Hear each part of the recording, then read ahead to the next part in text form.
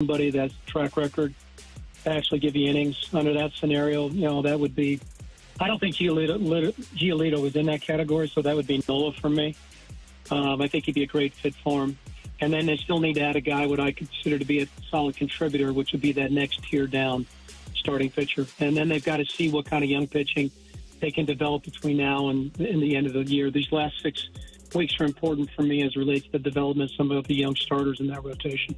Happy Aaron Nola weekend, everybody. That is Tanner Hendrickson. He's Grant Francis, and I'm Brandon Kiley. You've got BK and Ferrario here on 101 ESPN. That voice you just heard was Dan O'Dowd talking with us a few weeks ago about what the Cardinals can do to rebuild this rotation. You guys have never heard this conversation before. It's a new one, fresh for you, right here at 11 o'clock on a Friday on BK and Ferrario. The Cardinals go up this weekend against the Philadelphia Phillies, and this will give us an opportunity to watch Tanner Hendrickson, the future Cardinals ace.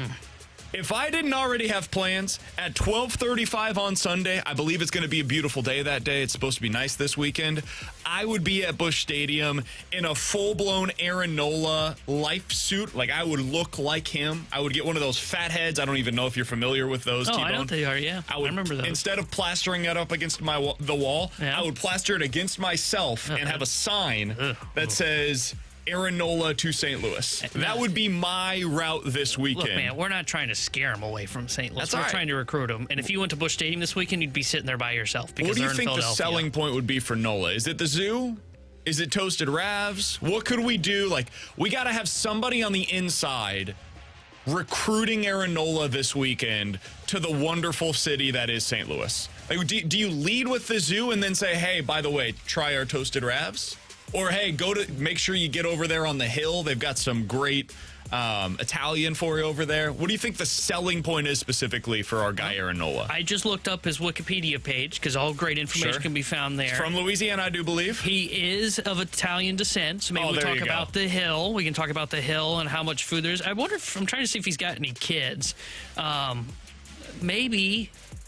He's a big fan of a Christian rock band. Matt's his wife's in a Christian rock band. We got to get Matsy over there. Oh, that's who our inside guy is. I can't find if he has any kids or not, so I don't know if we're going to be able to sell him on this zoo thing. But we'll go with the hill will be our leading pitch, and then we'll also tell him about that big arch that he could go visit. He is very much a faithful man. We could have Tommy Edman, who we know his walk-up song. We asked him about it last year. He chose it because he is a faithful man as well. They both use a Christian rock song as their walk-up song. There we go. So we could have Tommy go over there and talk to him. We could have Steven Matz introduce him to his wife. Maybe they could get involved somehow in Nashville with some of the music scene out there. It's a great time to be had by all involved. Aaron Nola, come over to St. Louis. So the reason why I bring this up, T-Bone, is because I do think there's a real chance that the Cardinals this offseason will point to the Philadelphia Phillies and say, that's our formula. They had the young core, they had the position players, and they just keep adding to it. But they also have the pitching. They have developed Ranger Suarez. They went out and got a mid-tier starting pitcher last year with Taijuan Walker. They already had internally a really savvy signing with Zach Wheeler a few years ago. They bought him on the cheap, quote unquote, and they found an ace by doing so. They developed Aaron Nola internally. And now I think we all look at the Phillies and say, that is a pitching staff that can win a World Series. You can win with their staff, that rotation.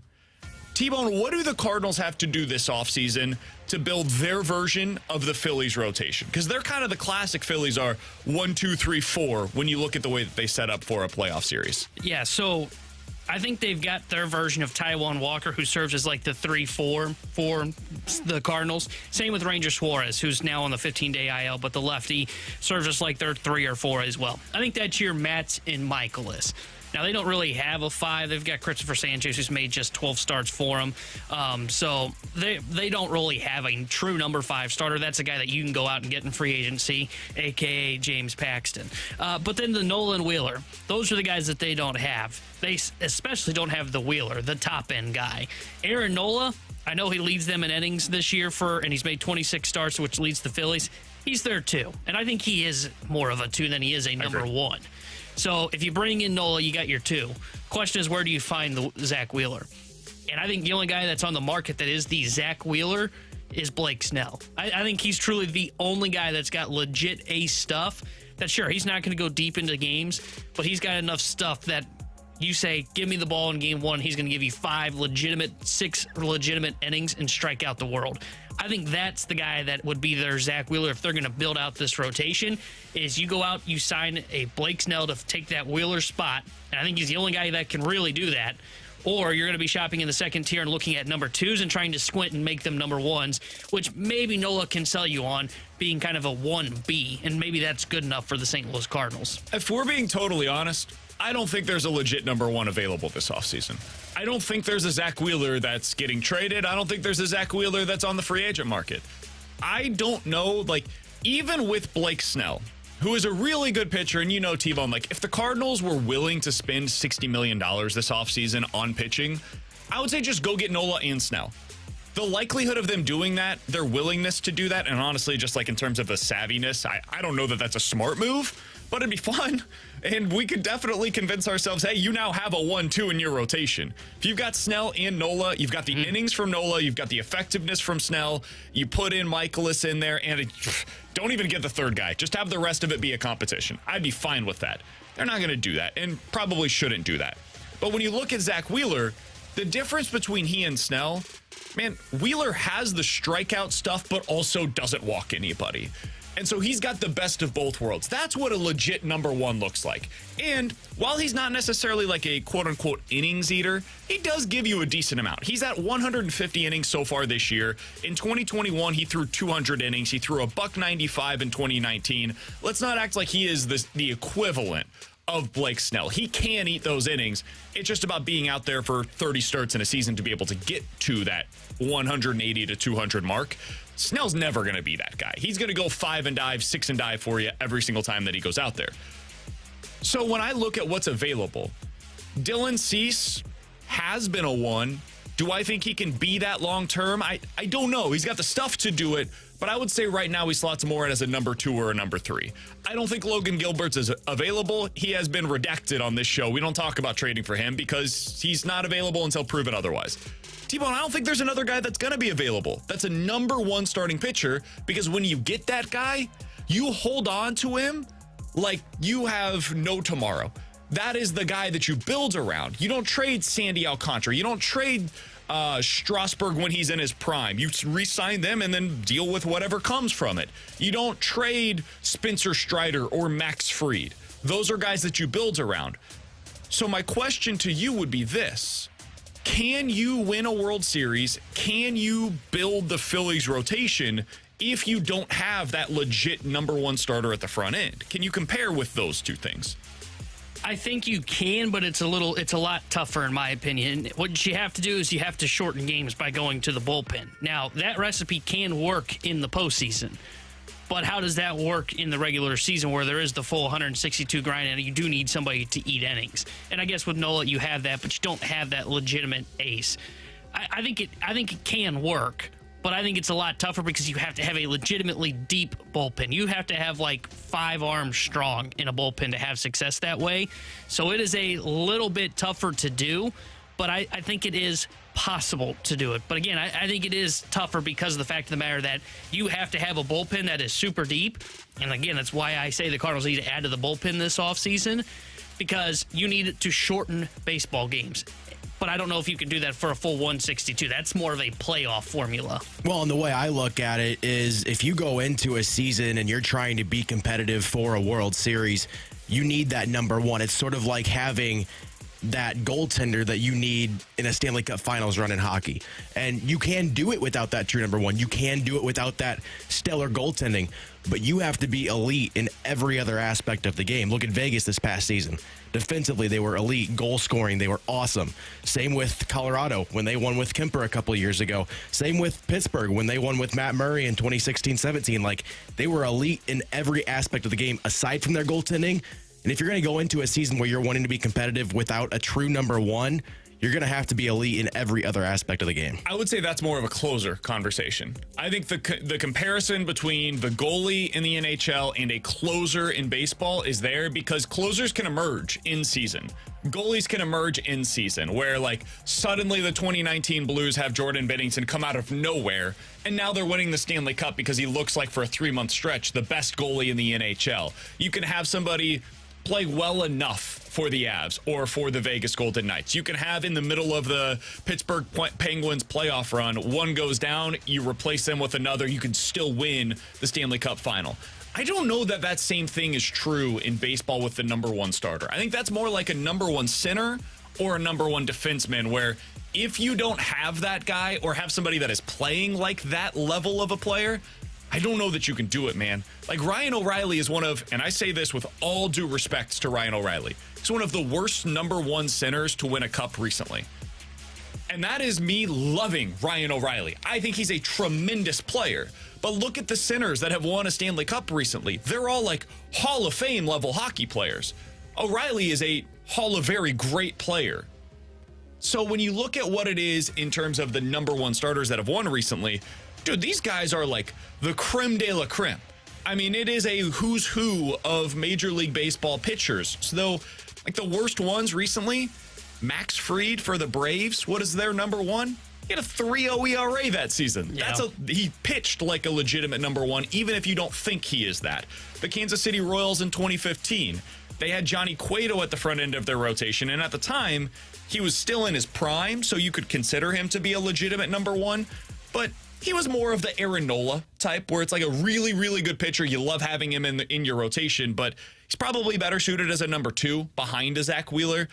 And other than that, in the last decade, that's kind of it, man. I mean, you go back through it, like you got to go all the way back to the Giants a couple of times where they had Mad Bum. You've got the Red Sox. All of these teams had somebody that you can point to where you could say that dude was our ace.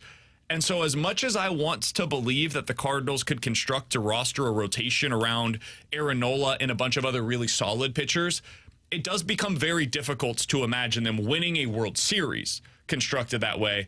And that just puts more pressure on them as they get closer to the deadline. They would probably have to make their Justin Verlander move. They would have to make their Johnny Cueto move because the teams that didn't have that legit proven number one starter, they pretty much went to the deadline and got that guy. So I think that's going to be what the Cardinals would have to do. All of this starts with the offseason. You got to construct your roster as well as you possibly can right now. And if that number one starter doesn't exist, if they're not available, so be it. You give yourself the best opportunity to win with what's made available to you. But next year, that does put a lot of pressure, I think, again, on John Mozeliak if this team is back to competing on a meaningful level. Alongside Tanner Hendrickson and Grant Francis, I'm Brandon Kiley. Coming up at the bottom of the hour, we'll get to Ask Us Anything. 314-399-9646 is the Air Comfort Service text line if you guys would like to get involved in the show. You can always watch us on YouTube at 101 ESPN STL. But coming up next, there was a segment earlier today that I was listening to on the opening drive that made me wonder, what does a coaching staff overhaul look like for the Cardinals this offseason? How much of this staff do you guys believe needs to be replaced? We'll talk about that next here on 101 ESPN.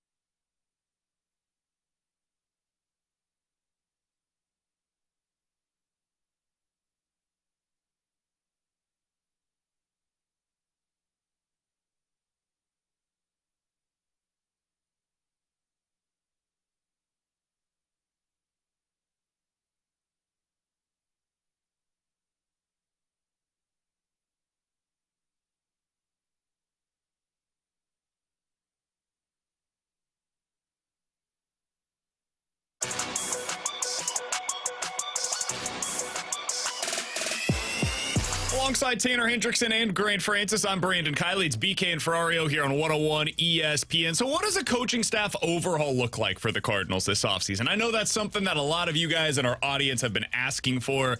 And T-Bone, I have been hesitant to change. I still believe Ollie Marmol to be a very solid major league manager.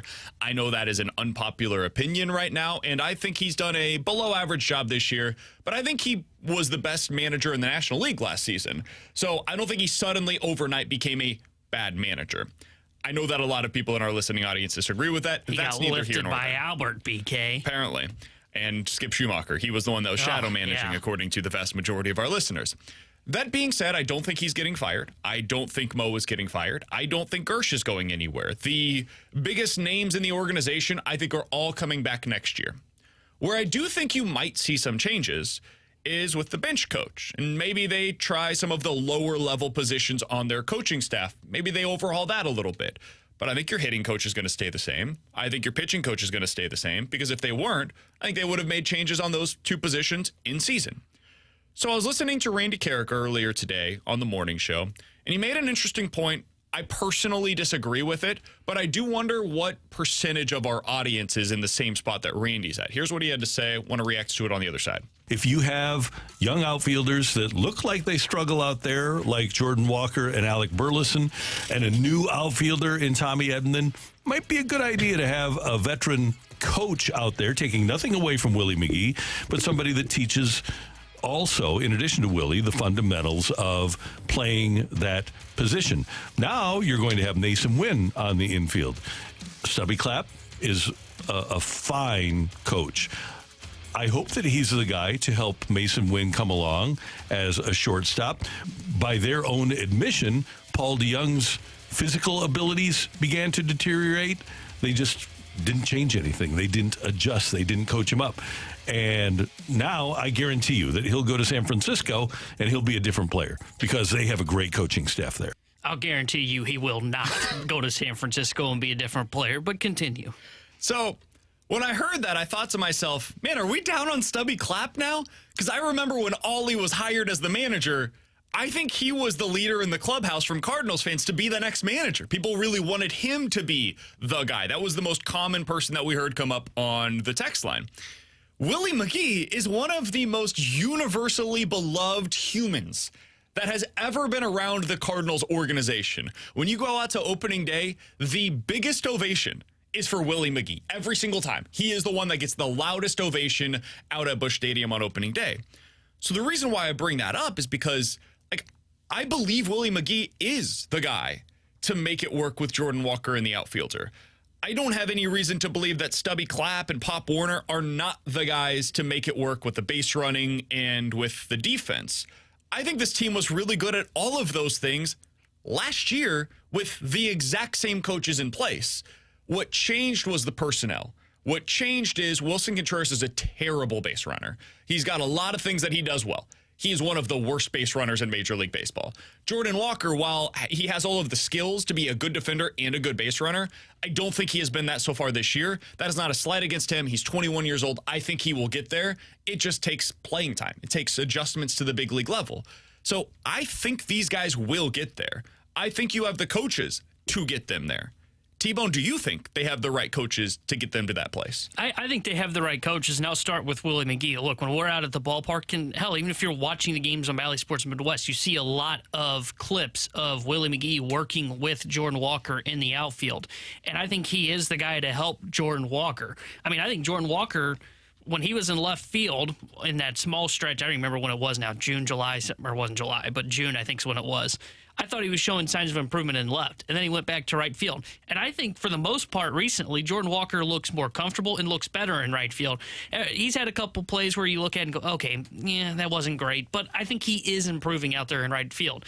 And I don't think it's just because he's out there playing every day. I think it's because he's working with Willie McGee. The coaching staff is helping him. And then to the point of Pop Warner and Stubby Clapp, I don't think they're the reason that the defense on the infield got worse this year. I think it was just weird plays that happened with Tommy Edman at second base. He had a weird defensive start to the year. Nolan Arenado was dealing with a some sort of injury. I'm assuming back injury, had some arm fatigue as well. That led to him being a minus defensively. And I would also point out, and I said this in the office, outside of Ron Washington, can you name a first or third base coach that really has such a marginal impact on the game? My answer would be no, you cannot. Outside of Ron Washington, and don't even say Mike Schill, because look at where that team is in San Diego. And then when I look at the hitting coach, like there's no question about Turner Ward. And then I look at the pitching coach and Dusty Blake. I was one of those critical of Dusty Blake early on.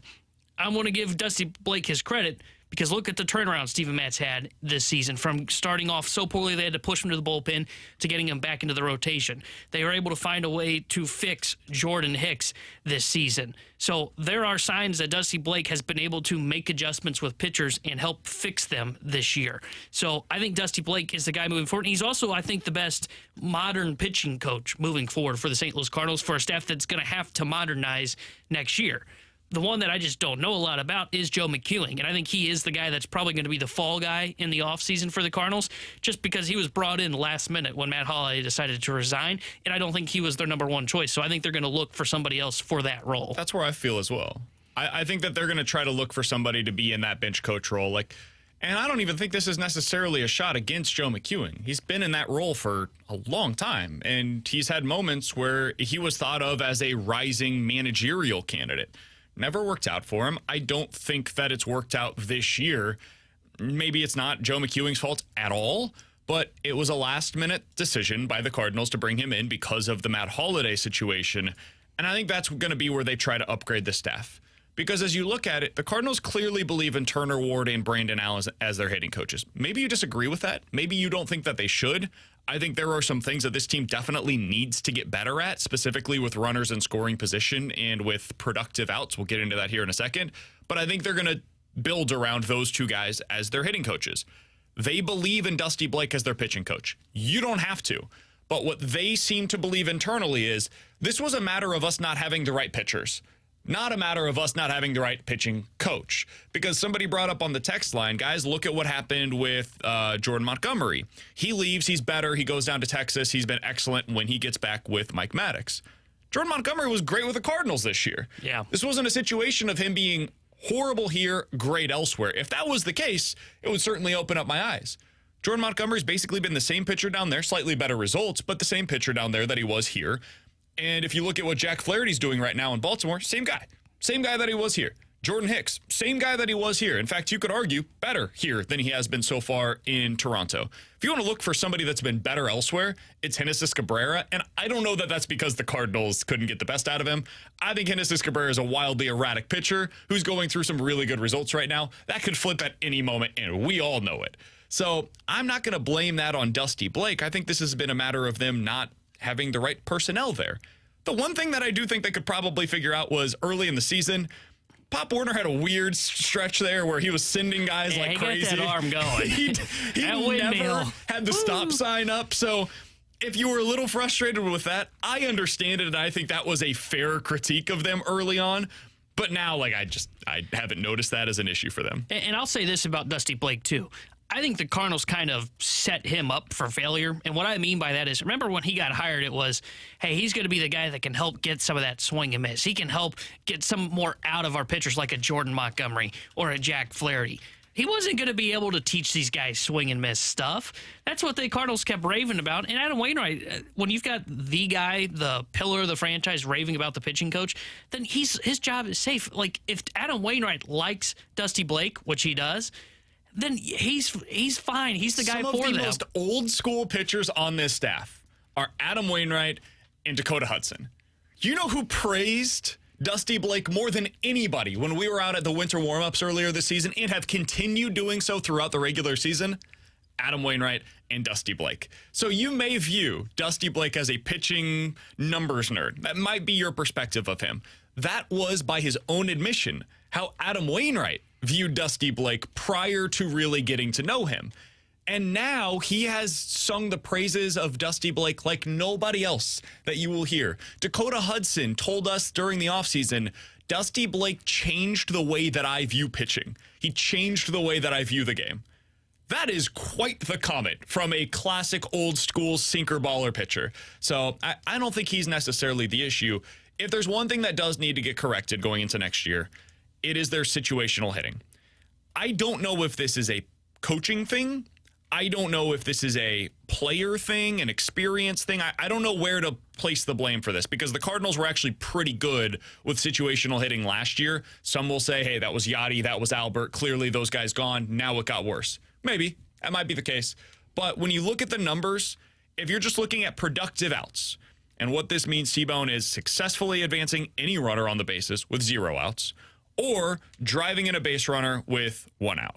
Makes sense, right? Productive outs. The Cardinals are 28th in Major League Baseball in that regard, in terms of the percentage of guys that they have, percentage of outs that they make that are productive. Only the Mariners and the White Sox have been worse. They are the worst at that in the National League.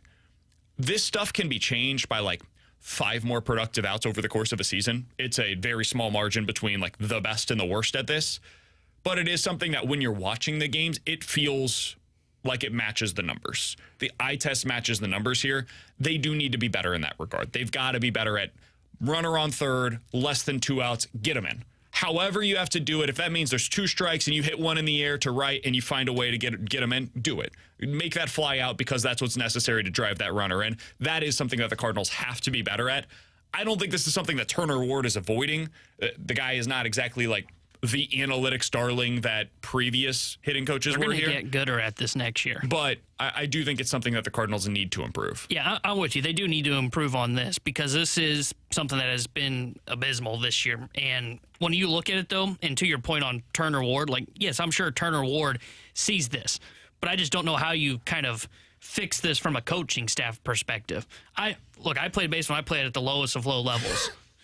We never practice situational hitting. You never just say, okay, when a runner comes up to third, here's what you do. No, you take your at-bat. Now, yes, you maybe try to lift the ball in the air a little bit more. Maybe instead of on that pitch that's on the outside, you try to hit it the other way to get it on the ground to move a runner from second to third. But those things all players know. That is not a coaching staff thing. I think it is just one of those where maybe it is a little bit better at bats. Maybe you try to be more aggressive and attack a first pitch. Maybe that's what you need to do. Try and pounce on that first pitch fastball. I think they will be better at it, but what the solution is, I just don't know. And they've got the players to do it. You don't have a top 10 offense and then not be able to score when there's runners in scoring position. Sure, some people would point to the clutch factor.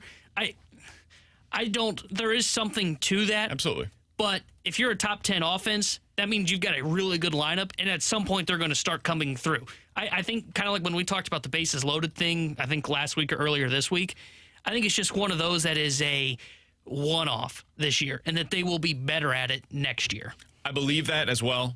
If it doesn't get better next year, there will come a point in time where we say, okay, this is too much of a sample size now to where we have to think it's something maybe a little deeper. I think a lot of this is just young guys trying to make their stance known, make their names known at the big league level. And it's harder for a young player to go up there to the plate and be like, yeah, I'm going to go ahead and hit a sac fly here, as opposed to trying to drive in these runs to get my numbers up, right? They want to stick at the big league level. Now, we know one of the best ways to do that, one of the best ways to get in the good graces of this coaching staff is by driving in runs by any means necessary. It's one of the reasons why they love Brendan Donovan. It was one of the reasons why he, right away from getting up to the big league level, made his name known. It's because it was like, hey, man, this guy will do whatever is necessary to win baseball games. I think part of that is why they like Alec Burleson as well, because they view him in the same mold of that. I don't know that that's the case for every young player that comes up. It's not a shot against him. It's hard. It's hard to do that while you're trying to focus on a million other things. So I think that's one of the last things that comes into place for a young player. And I think over the coming year or so, we'll start to see more of that fall into place. Coming up in about 15 minutes or so, we'll get to Ask Us Anything. 314-399-9646 is the Air Comfort Service text line. But coming up next, T-Bone has a bone to pick about a national list that didn't give his head coach enough credit. We'll talk about it next year on 101 ESPN.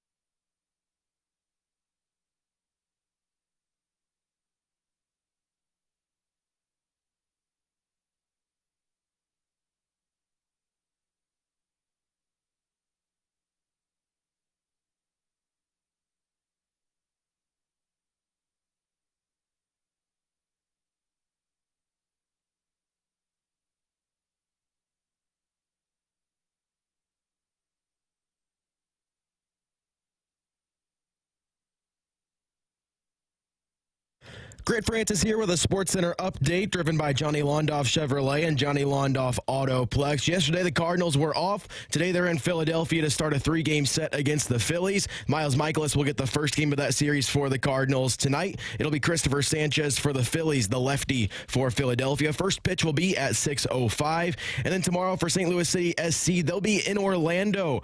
And Orlando is tied for fourth most points in MLS. They're 5-3-4 at home this season, and they've won 4 of their last 5 regular season matches in MLS. Kickoff will be at 6:30. I'm Grant Francis. The SportsCenter update's been driven by Johnny Londoff. Find your roads and shop 24/7 at londoff.com and londoffautoplex.com. Are you kidding me?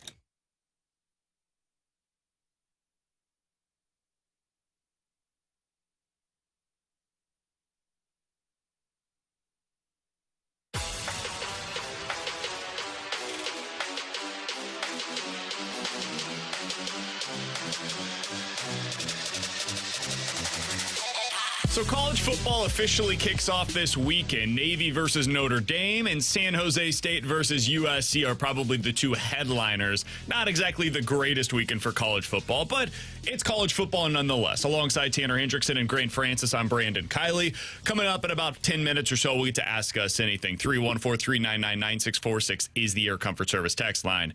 T-Bone, the beginning of the college football season means that it's officially list season. Everybody's getting their rankings of everything you could possibly imagine out there prior to the start of the football season. One of those lists that came out earlier today was the list of the best coaches in college football.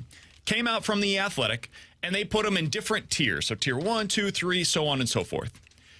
They broke up tier 1 into 2 separate categories. Tier 1A, which is just Nick Saban, and then tier 1B, which has Kirby Smart and Dabo Swinney. Let's start there. I want to get to your bone that you have to pick with this list here in just a moment. But let's start at the top, and we'll work our way to T-Bone getting angry, even though I think he's going to be angry about this part as well. Tier 1A was Nick Saban. Tier 1B has Kirby Smart and Dabo Swinney. For me, I would just have Kirby Smart with Nick Saban in tier 1.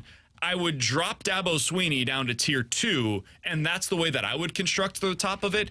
If I was a program and you told me you could have any pick of a head coach in college football, because of age, I would probably go with Kirby Smart. But if you're telling me I'm only in charge for the next 3 years, I would say give me Nick Saban or Kirby Smart, and I'm fine. Those would be my top 2 selections right now. T-Bone, how'd you feel about the way that they put the top 3 on this list? Yeah, the only thing that I would kind of push back on in the top 3 is I would put Kirby Smart in a tier of his own in tier 1A, and then I would bump down Nick Saban. Kirby Smart's clearly become the guy of college football. He's got a juggernaut at Georgia, and I think Nick Saban has clearly started to fall into that second tier, if you want to label it that, or tier 1B. I don't think Nick Saban's the number 1 coach in college football anymore. I think by far it has become Kirby Smart. I mean, he's won back-to-back national championship games, and he's lost 1 game in the last 2 years. So he's clearly the best coach in college football for me. If you want to argue Dabo Swinney and Nick Saban belong in as like a second tier, or if you want to make him 1B. Dabo Swinney, get him out. Okay. Yep. I kind of support that too. He's not been the same since he lost Trevor Lawrence, but I think he's a creation of his 2 quarterbacks, Trevor Lawrence and Deshaun Watson. I think without those 2 guys, we look at Dabo Swinney very similarly to the way that we view like a Jim Harbaugh, but maybe a little lower. I think Brian Kelly is a better coach than Dabo Swinney. I think that's fair. I think that's totally fair. So I guess I would hear the argument to put him in that second tier and have him kind of near the bottom of that list. But my only issue with the top 3 was that the fact that Kirby Smart's not number 1 is just ridiculous. So I think that is a fair argument. Tier 2 here is where I find it to be really interesting.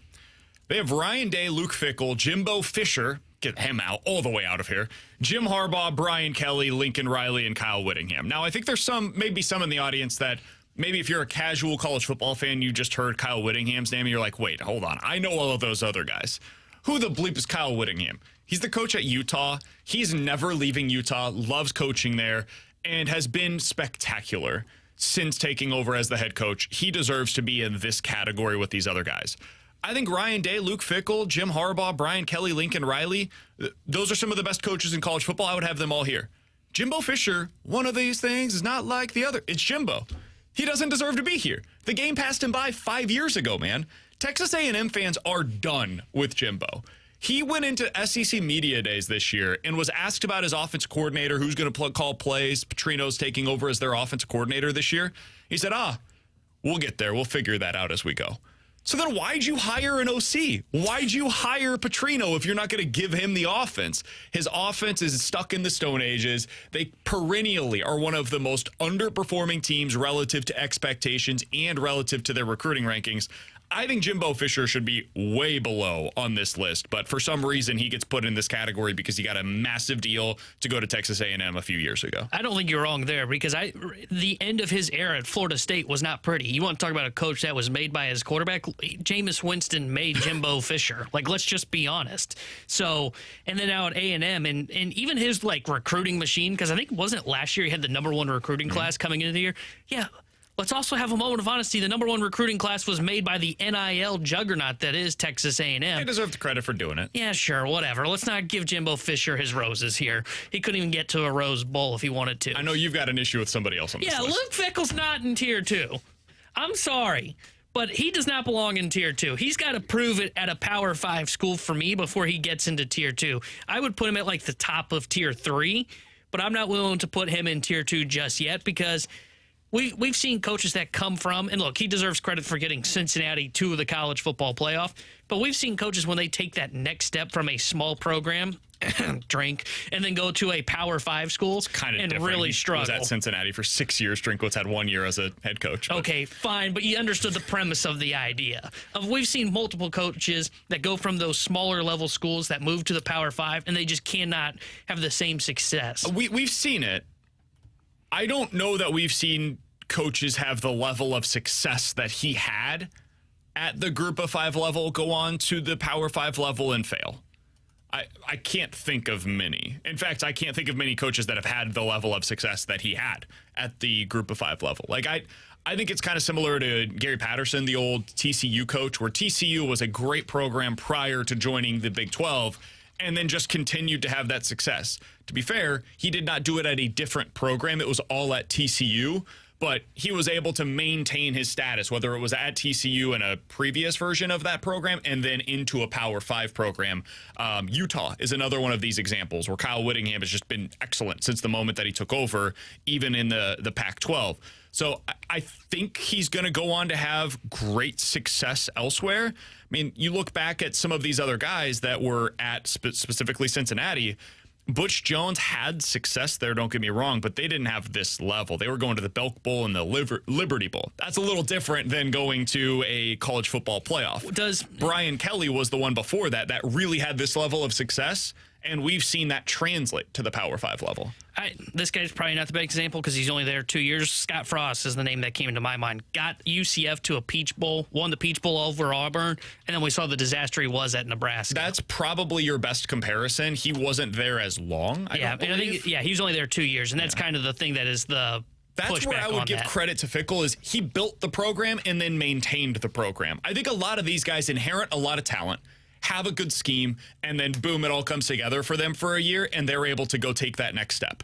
Whereas with Fickell, I kind of view it similarly to what we saw with Brad Stevens in college basketball at Butler, where I think Brad Stevens could have been great anywhere. He could have gone and taken the Duke job, and he would have been able to build and maintain that program where it was with Coach K. A lot of these guys at the Group of 5 level of college basketball, they inherit a program, they build it for 2 years, and then boom, they hit it big 1 year, and then they're gone.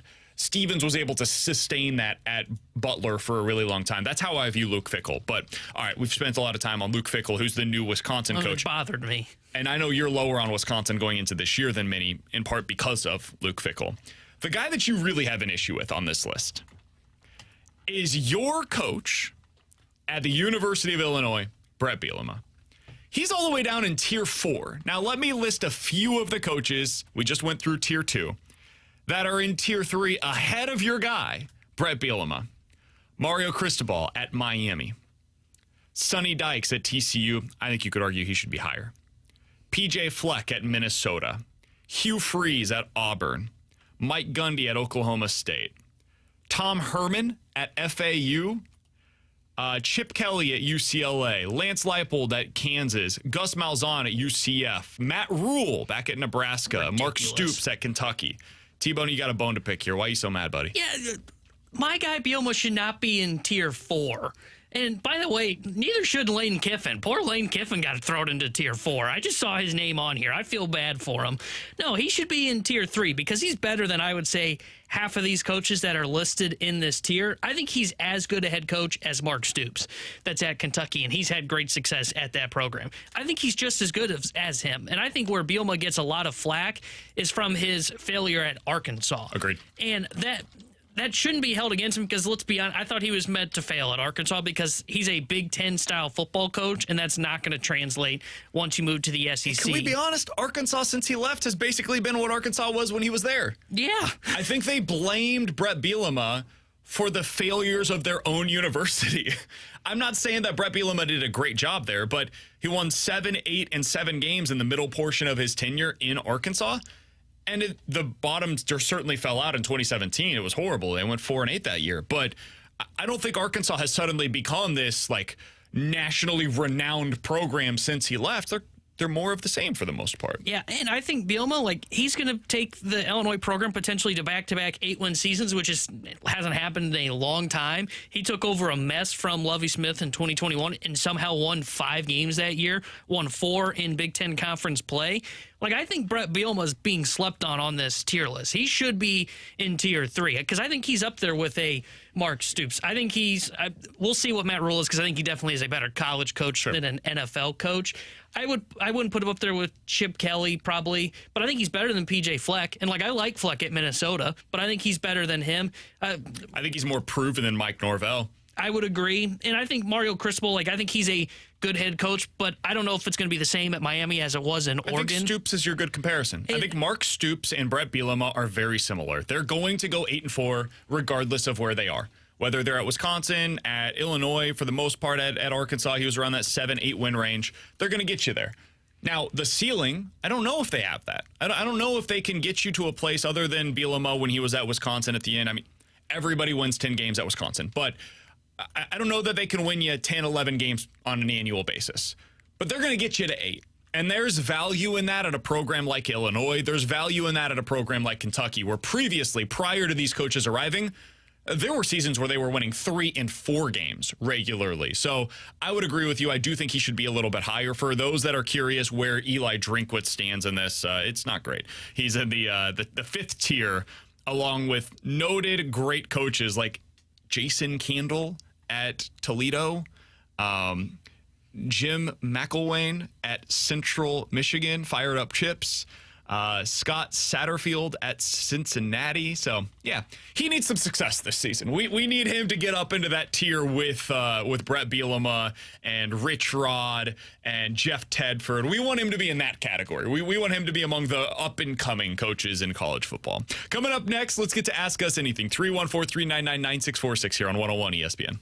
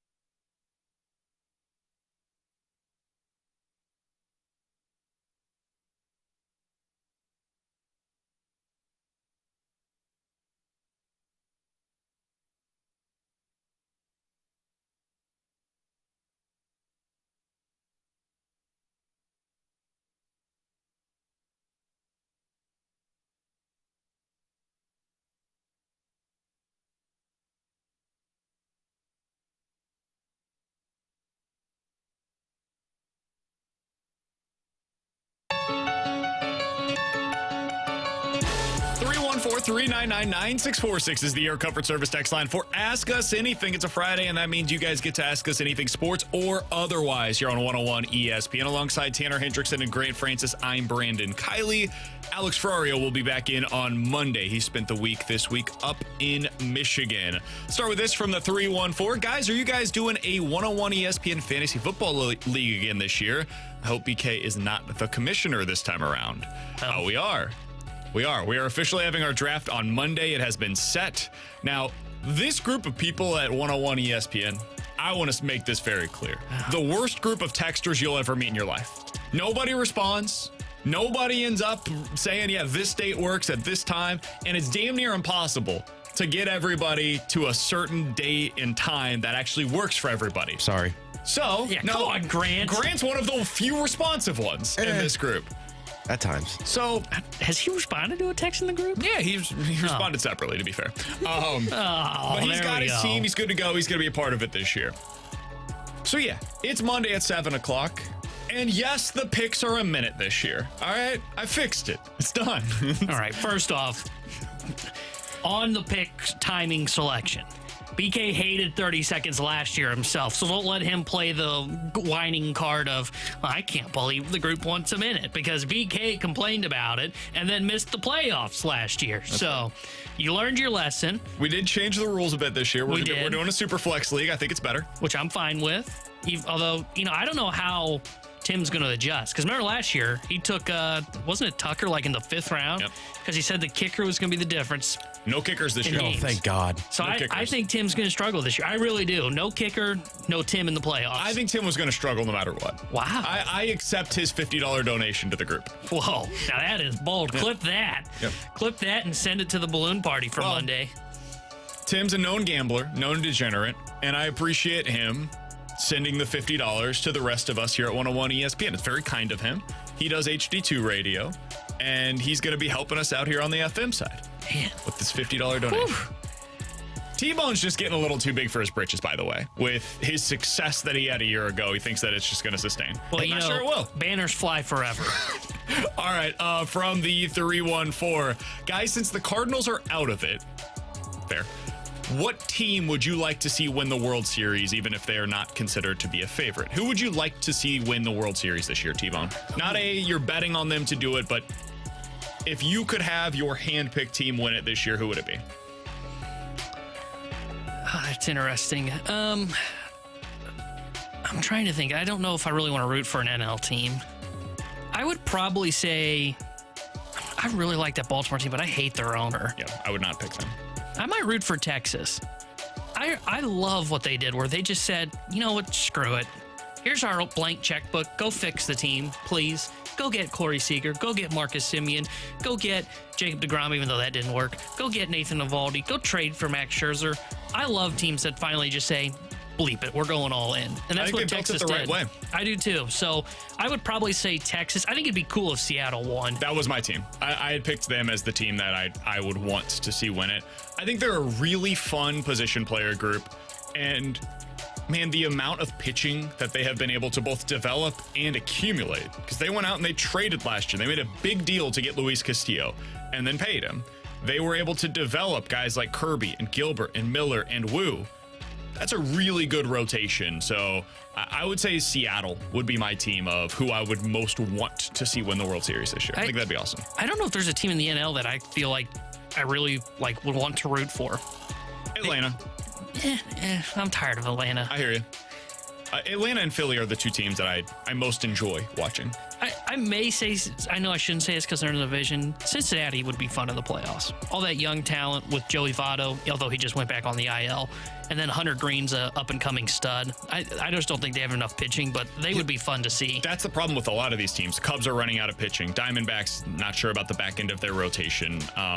The Giants certainly are running out of pitching at this point in the season. Like there's just a lot of teams in the National League right now that feels like are running on fumes heading into the postseason. It's kind of similar to last last year, where the Dodgers got there and was like, man, I don't know that you've got the pitching to be able to get through it. And then obviously we saw what happened. Last year they had to have Scherzer be the closer, the starter, and the middle relief guy. It just didn't end well for the Dodgers a year ago.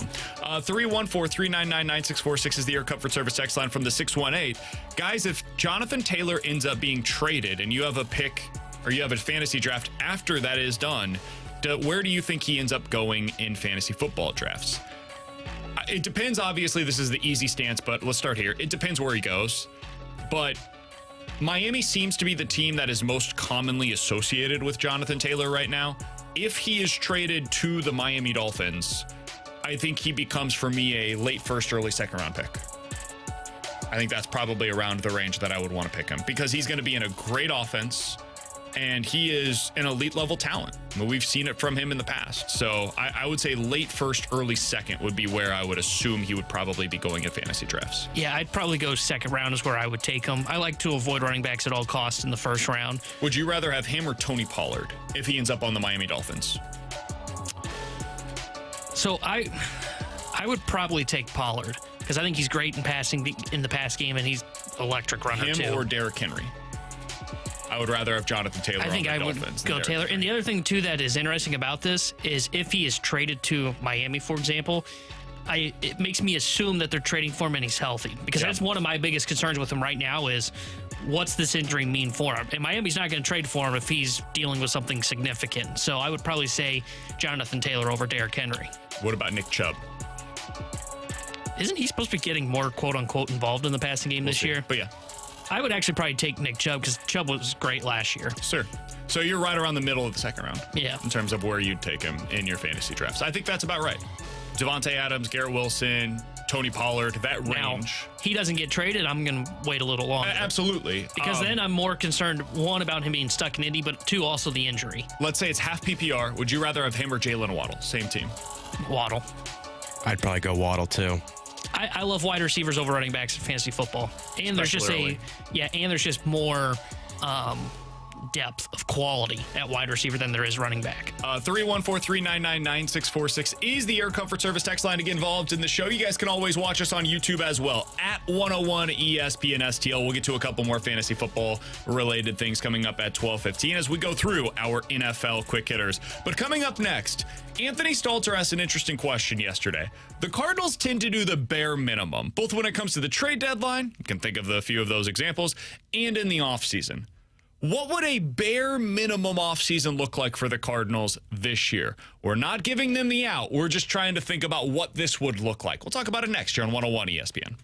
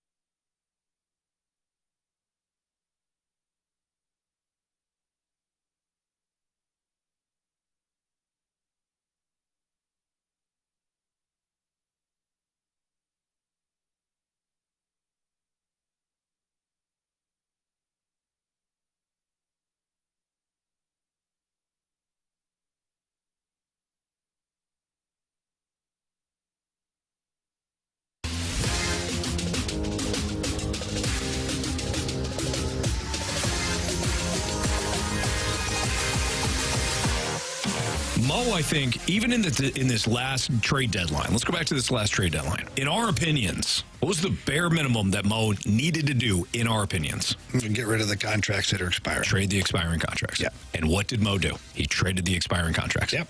It's always like the path of what can I do that's just kind of will satisfy what I need to do in this moment, and that's it. Needed a catcher last year. Got you a catcher. We need one guy for the rotation, in their opinion. Brought back Adam Wainwright. Good. There's never that wow factor, that shock factor.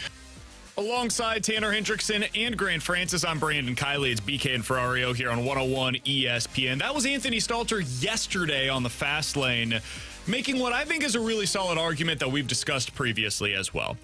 The Cardinals tend to do the bare minimum. We've called it the pop gun offense, the pop gun offseason specifically, with what they decide to do, whether it's in an offseason where they need a catcher, they go get one catcher and then boom, we're done. An offseason where they need to go get a starting pitcher or two, they go get those guys and then boom, we're done with the offseason. This year, the Cardinals need 3 starters, but it's more than just going out and getting 3 starters. It's going out and getting a stud starter. And then going out and getting another guy that probably slots in front of Miles Michaelis. So this year, it's not about the quantity so much as it is the quality of those players. T-Bone, I do wonder, what would a bare minimum offseason look like for the Cardinals? Because I would think one thing we do is we undersell sometimes what they do, right? Last year, they did go out and get a really good catcher. Now, they apparently didn't get the scouting reports on what that catcher does well and what he does poorly, but Wilson Contreras was the top catching free agent on the market. Should they have gone a tier above in terms of the trade market and got Sean Murphy? Sure, you can make that case. But he was a good catcher nonetheless. Previously, you look at some of the other off seasons that they had. They went out and, while it didn't work out, Dexter Fowler was considered to be the top option available on the free agent market in terms of the outfielder that fit the profile that they were looking for, center fielder with on-base percentage. So they went out and got a really good player in that regard. Didn't work out. This offseason, T-Bone, if they were to get really good players that are maybe not quite at the level of what we're expecting and they do that bare minimum, what does that look like in your mind? Who fits that criteria for them? I think Nola probably fits that criteria for him. And then I think it's probably someone that's in like that second or third tier in a Yamamoto / Gray / Giolito, and then probably bringing in like a number 4 like a James Paxton. You think Nola's part of this? I think so. I don't. I think if they were to do their typical route, they would say Nola is above what we're willing to spend. Snell is above what we're willing to spend. So we're starting in that tier 3 market, and then we go below for the players beyond. The reason I say I think they would sell you on Lucas Giolito. Ooh, they could do that to me. I'm serious. I think that would be my starting point. I think Nola would get everybody excited. The reason I would say Nola is kind of what you just said of think back to previous offseasons. What did they do? They went out and they got the top catcher on the market in Wilson Contreras. Sure, the argument made for the trade, as you said, for Sean Murphy. They went out and they got the top center fielder in Dexter Fowler. They even went out, let's go back to the Mike Leake signing. They said that offseason, what are they looking for?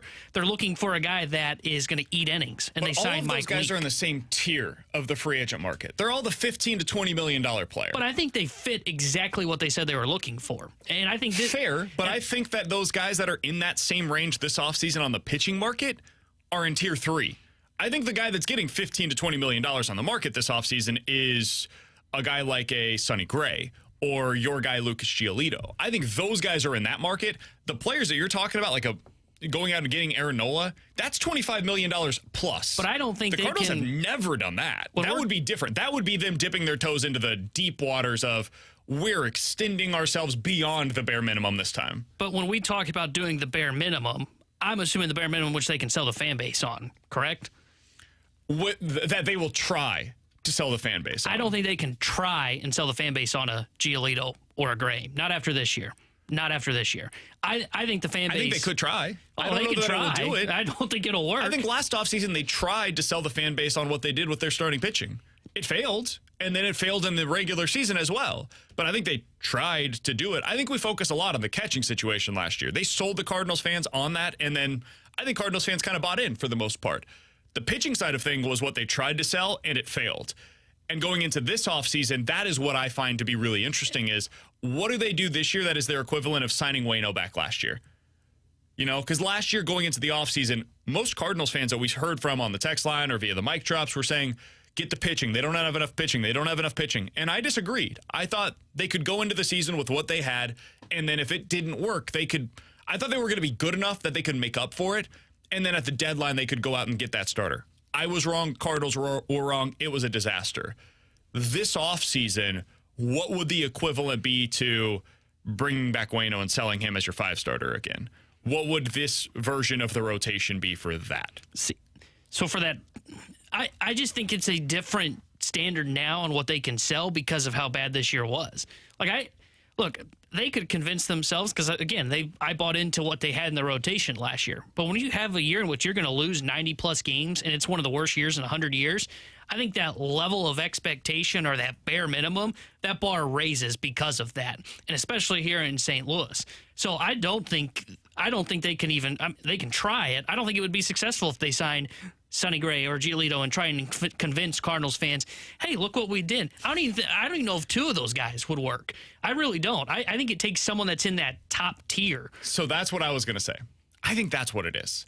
I think if they were going to go do the typical Cardinals-y thing, first of all, they'll balk at the qualifying offer. They'll say, Sonny Gray's not on our list. We're not doing Aaron Nola. We're not doing Blake Snell because we have a top 35 pick, and this is a rare opportunity for us to be able to go get 2 players in the top 35 when normally we get 1 right around the range of our current 2nd-round pick. That will be 33rd overall pick or something like that. So that's the first thing that I would say is they do not go after the qualifying offer guys. The second thing is instead of going out and getting an Aaron Nola, and then what they would probably tell you is, hey, we had $50 million. We wanted to do something in the bullpen. We had to be in that second tier of pitcher. They'll do like a Lucas Giolito and a James Paxton and trade for a like Jesus Luzardo, or go out there and get like an Edward Cabrera or something like that, or Brian Wu, one of the guys that are kind of like young starter, cost control. You can see if you squint what the upside would be of them being like a 2 or a 3 down the road, but right now probably slot in as a number 4 for you. I could see them going that route of getting a couple of guys in that tier 3 on the free agent market. Maybe it's Imanaga, the guy that's coming over from Japan that's a little bit older, maybe not quite as good by some evaluators, but still a good pitcher. He'll get like $15 million a year, similar to Senga. I think that's what the bare minimum this offseason looks like from them. And they would sell it to you of, hey, listen, we could have gotten Aaron Nola, but then that would have meant that we're also getting like depth pieces. We're getting maybe 2 of Tyler Mahle and Frankie Montas, and we're hoping and praying that they stay healthy because Nola overextended us on the money side of things. I think that's the way that they would try to sell it. And I don't think that sell would work. I really don't. I think Cardinals fans are at the point where they say it's got to be the top end of the market. And I think they're going to also point out to what you said of, oh, that really limits our money. They're going to say, well, you got to catch up with baseball and spending. And I think that's what they'll do. That's why, like, look, I don't necessarily disagree with what you're saying because I think you're right. That sounds like a Cardinals offseason if I've ever heard of one. But I don't think the fan base should settle for that as the offseason. I totally agree. I want to be clear here. This is not me advocating and that's why for this offseason. And that's why I disagree on they can sell it as the minimum. Because if we're saying that the Cardinals fans should be upset with that, then they didn't do the minimum. So here's how I would sell it. And again, I want to say on the front end, I think this would be a failure of an offseason. They need to go get Aaron Nola. That is my full stance in the offseason is this is the guy, circle him, put a star next to his name, and you make him an offer that he cannot refuse. That's the guy you go get. Or if you want to end up pivoting and you go to the trade market, go get the equivalent of Aaron Nola on the trade market. Those are the 2 options. You have to start there, and then we can talk about what the secondary options are. But if I'm putting on my Mobo tie here, and I'm trying to sell you on why the bare minimum is the right way for us to go about it, here's what I would say. When we look at the teams that have built around very expensive starting pitching, it has failed more often than not. We believe that Lucas Giolito can be for us what Zach Wheeler was for the Phillies. We think we see something in him that has not been unlocked yet, And we believe that he can profile as a legitimate number 2 starter, maybe even more here in St. Louis. He was not attached to the qualifying offer, which allowed us to get Lucas Giolito and maintain our second-round pick. And we think that's going to be a pick that really helps us down the road as well. That could be our next Mason win. So for the price of Lucas Giolito, what we would have paid for Sonny Gray, we got Lucas Giolito and our next Mason win. We like that trade for us. The second player that we were able to go out and acquire, Imanaga, he's a pitcher from Japan. Everybody got obsessed with Yamamoto. We think he actually has better stuff. Yeah, he's 29 years old, but we're going to maintain him for the next 3 seasons at about $15 million per year, and we think he can be for us what Kodai Senga was for the Mets last year. So when you look at the way that our rotation slots, we now have Lucas Giolito as our 1. We've got Imanaga as our number 2. We've got Michaelis now slotted in where he should be as a number 3 starter. And then we went out and we got a bounce-back candidate. We got Tyler Mahle. We think he, by 6 weeks into the season, will be ready to go. He'll slot in as our number 4. He's better than any number 4 starter we've had in about 5 years. And then at the number 5 starter spot, we're going to have a competition. It's going to be Steven Matz. It's going to be Zach Thompson. It's going to be Liberatore, etc. I think that's how they'll sell it. I don't know that anybody should buy it. I don't think people will buy it. But I think that's the way that they would sell it to the fan base. I think that sell, the fan base would go, that wasn't good enough. You were supposed to be aggressive this offseason, and instead you settled. And you settled on building a team that may compete in the NL Central, and you didn't decide to be aggressive and try and build a team to win a World Series. And I think that's been the biggest knock on Mo, is Mo continues to build 85 to 90 win teams and has to make small improvements, the minimum again, at the trade deadline to make sure they can solidify their stance in the NL Central. And the best fans in baseball, Cardinals fans, have said it is time to chase the World Series again. And with this young core, now is the time to really be aggressive. Not just the young core, but Goldschmidt. You've wasted Goldschmidt's prime. You're wasting part of Nolan Arenado's prime. Get aggressive and go out there and get that top-tier starter. That is the minimum for Cardinals fans, and that's why, I'm not disagreeing with you that they will try to sell that, and I will probably crush them for trying to sell that, even though I love Lucas Giolito. That cannot be the minimum for this offseason. This is the offseason where you take that next step. As our boy Alex Ferrario says, it is time to go scuba diving. Okay, good. Scuba diving. And not go swim in the little kiddie pool that's in our backyard. It is time to take that next step. Coming up next, let's dive into some NFL quick hitters here on 101 ESPN.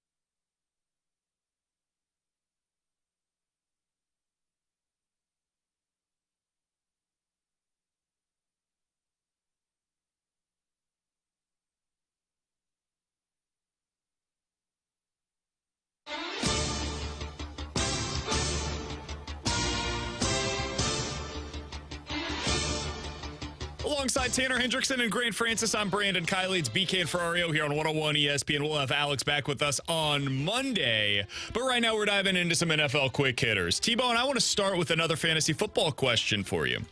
When you look at the fantasy football outlook for players going into this season, is there anybody in particular that you say from where they were last year, maybe it was team, situation, whatever, to where they are right now, they have increased the way that you view them the most? Who's the player that has changed your perspective on them the most going into this year compared to where they were last year? Oh, that is interesting. I think at quarterback, for one, I feel like I say this guy's name all the time, so I feel repetitive. But I would say Justin Fields is one of them. If that offense ends up, if he takes the next step and with some weapons now around him, he's intriguing to me. So I would say him. I would say, I think Brandon Cooks in Dallas has more value, a little bit more, better offensive system. Now, will he put up as big a numbers as he would like when he was in Houston? Probably not, but I think you can see better production from him. So those are like the first two guys that kind of stand out to me. Maybe Calvin Ridley coming back in that Jacksonville offense would be another guy. Evan Ingram did this last year in the Jacksonville offense. So those are a couple that kind of stick out to me. So one, as we go a little higher in the draft, Chris Olave. Last year, I didn't really know what to make of the Saints quarterback situation. You never really felt like going into any individual game. You had a good handle on who was going to be the starter or whether or not they were going to be able to get the ball deep to Chris Olave. Whatever you think of Derek Carr, he's a vast improvement from what they had at the position a year ago with the players that they were putting out there on a week-to-week basis. Plus, we now know Chris Olave is a really good NFL receiver. I feel like he gets slept on. We talk a lot about Garrett Wilson and what he was able to do for the Jets. Well, because Chris Olave played for what was a crap offense for most of the season last year, we don't really look at his numbers and say, oh, that guy was excellent. Even though he was right up there with Garrett Wilson in terms of what he was able to do offensively. So I would say Chris Olave, from where I was on him this time last year to where I am on him today, he's the one that's really changed my perspective on him the most. I'm taking him confidently this year in the second round. I mean, if you took him over Garrett Wilson, I wouldn't necessarily say that you're crazy for it because there's less target competition, and I think he's going to have an excellent season this year for the New Orleans Saints. So that's one guy that I would have in that category. I really like that one, and you mentioned his name. I think I had him on fantasy last year. He was a great find for me late in the draft. Another guy that was solid. There are some guys, though, that have the opposite effect of this. Sure, the ones that have dropped the most. Yeah, or not so much it's their playing style, it's, that's your quarterback. And the two names that first popped into my mind were Drake London in Atlanta, because I think he's great. Honestly, Kyle Pitts kind of falls into that as well. And then in Washington, Dotson in McLaren with this guy that BK loves. Sam Howell. Take him late in your draft. Don't actually do that unless you're like a super flex league and you've got multiple quarterbacks on your roster. Those are the names that pop out like the opposite side of this for me. Also, anybody in New England that's got to deal with Mac Jones. Yeah, no, that's totally fair. I would say another one that I'm not totally confident in is the Washington running backs. Last year I was excited about what they could do potentially. Similar to what you're saying about Sam Howell, who, listen, as much as I'm excited about him, it's mostly for his rushing ability to give you that floor of like 20 or 30 rushing yards a game. I have zero confidence in that offensive line, and I don't know what they're going to do between Antonio Gibson and Brian Robinson. I don't know who's going to get the majority of the share of the carries there. It was frustrating all year last year if you had one of those guys on your fantasy team because you never knew what to expect out of them. So I would say those are two other players that I would throw into this category of the disappointing relative to expectations. Tampa Bay, Mike Wide Evans receivers. and those guys, they're going to be hurt with slinging it Baker Mayfield, Mr. Turnover Machine himself. They're going to be hurt by that. All right, let's go through a few things here, T-Bone, in terms of quarterback play. I saw a poll the other day of will quarterback X be this team starting quarterback in 2024? I want to go through a few of these with you. Will Desmond Ridder be the Falcons quarterback in 2024? Nope. Look, if they're going to win, it's because of the run game. I'm not going to look at them, and I'm never going to look at Desmond Ridder at the NFL level and go, oh, man, that guy could take them down the field in 2-minute offense and beat me. No, they're probably going to be running the football in their 2-minute offense. So, no, Desmond Ridder, I call this the classic tankathon for Caleb Williams with him at quarterback. Will Brock Purdy be the 49ers quarterback in 2024? I agree with you on Ridder. I don't have anything more to add other than what you said. I think yes. I'm not sold that he can be a top 10, top 5 quarterback, but he doesn't have to be in that offense. He can be one of the 15 best quarterbacks in the NFL. Hell, he could probably be a top 20 quarterback in the NFL and have success in that offense. So I'll say yes, I think he will be. I agree with you as well. I think Brock Purdy will continue to be the quarterback for them in 2024. The one guy to watch there, though, is Sam Darnold. Apparently, they love him. I do not think he's good. Will Jordan Love be the starting quarterback for the Packers in 2024? This is a contractual thing as well. He does have that extension that'll kick in next year. I think my answer is yes. I think he will be their starting quarterback next year because of the money. I think they'll say this year is a developmental year, even if it goes poorly. We believe in him. We've got one more season where Jordan Love will be the starter. I think I agree with you because of what you just said, because they'll view this probably as a developmental year, first year that he got to play. Don't want to give up on him too quickly, even though I'm not sold that he's the franchise guy moving forward long term. All right, next one up. Will Sam Howell be the starting quarterback of the Commanders in 2024? You know who the starting quarterback of Washington is? I wish I knew the USC fight song because I'd sing it right about now. Here, I'll strike a pose. It's Caleb Williams. Yeah, that team sucks. Damn, man. Sam Howell's a terrible quarterback. He's not an NFL quarterback. I don't know what their odds are for number one pick. Put your money down. Who do you think is worse, them or the Cardinals? Because I would go Arizona Cardinals are significantly worse going into the season. I think Washington, because I think they're in a tougher division, and I think Arizona could beat the Rams 2 times and find a couple more wins. Like, they're not beating the Giants, they're not beating Philly, they're not beating Dallas. Okay. They're 0-6 in their division. All right. I do not think he's their starting quarterback in 2024. I also don't think they'll get Caleb Williams. I think they might just be good enough, especially defensively, to finish with like the 5th overall pick and have the worst of both worlds, where you're not good and you're not quite bad enough to be able to get the top 2 or 3 quarterbacks in next year's class. They're going to pull the Texans. They're going to be like right there and then win in the final week of the year. These two I find really interesting. Will Kenny Pickett be the starting quarterback of the Steelers in 2024? I like what we've seen from Kenny Pickett in the preseason. It's preseason. You always have to take that with a grain of salt. Read into He's looked really good so far. I say yes. I actually liked what he did in the regular season last year. I thought he played well when he took over. Now, look, he did have some interception issues, 7 touchdowns to 9 picks.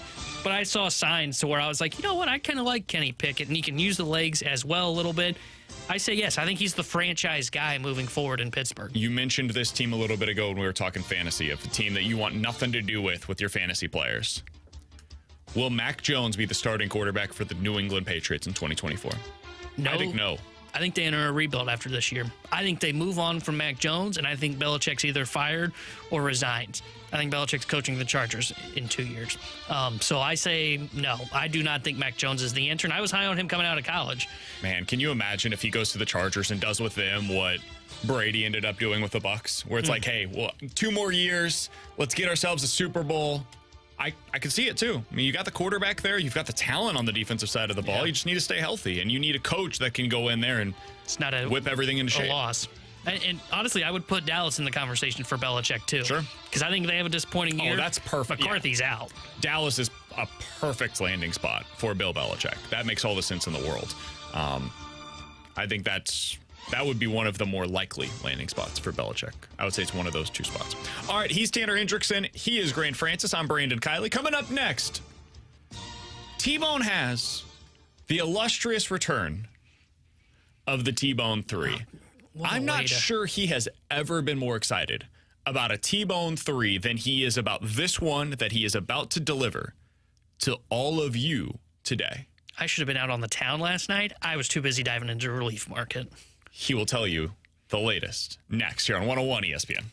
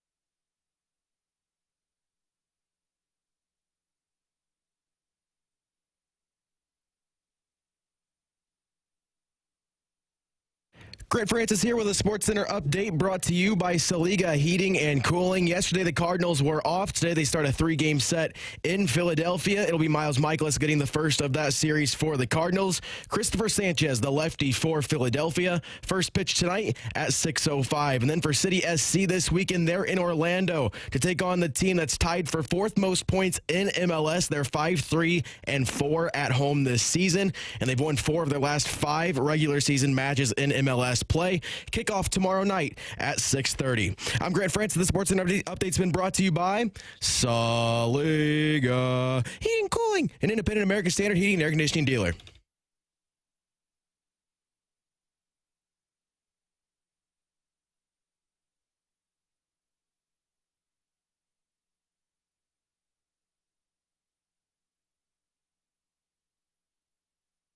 Alongside Tanner Hendrickson and Grant Francis, I'm Brandon Kiley. You've got BK and Ferrario here on 101 ESPN.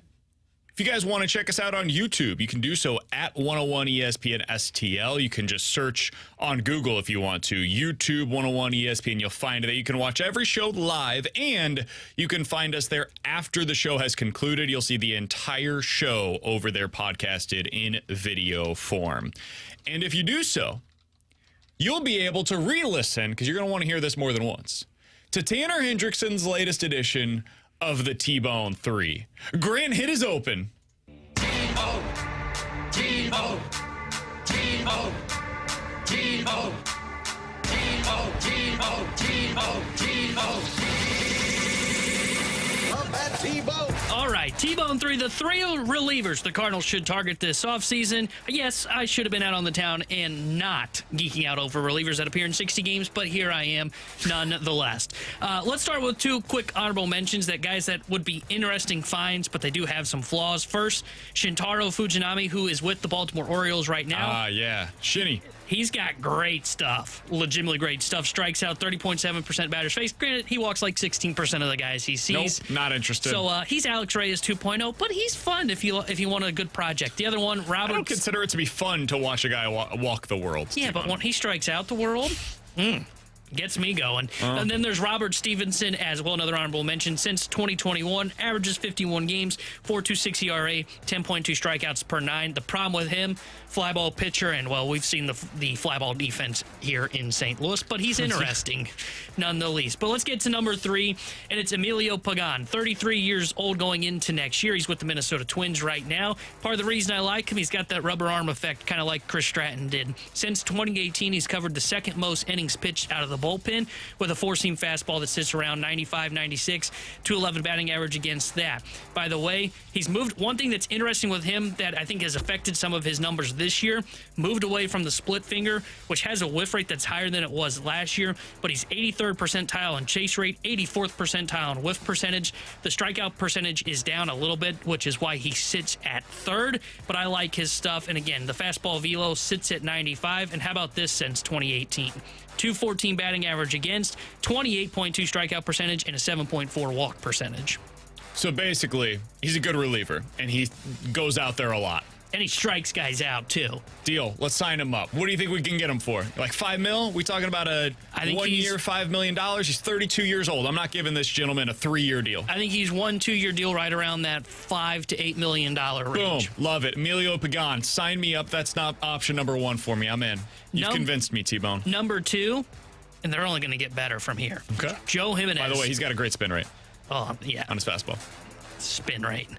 Joe Jimenez is the other one, 29 years old going into next year. He's with Detroit. This one a lot. Since 2018. He's kind of the same effect as Emilio Pagan. He's 19th in innings pitched since 2018. Since 2021, he's tied for 31st in strikeout percentage at 30.4. Opponents have hit 217 against him this year. He's got a 4-seam fastball that sits 95. His slider generates 43% whiff rate on it, basically over the last 3 years.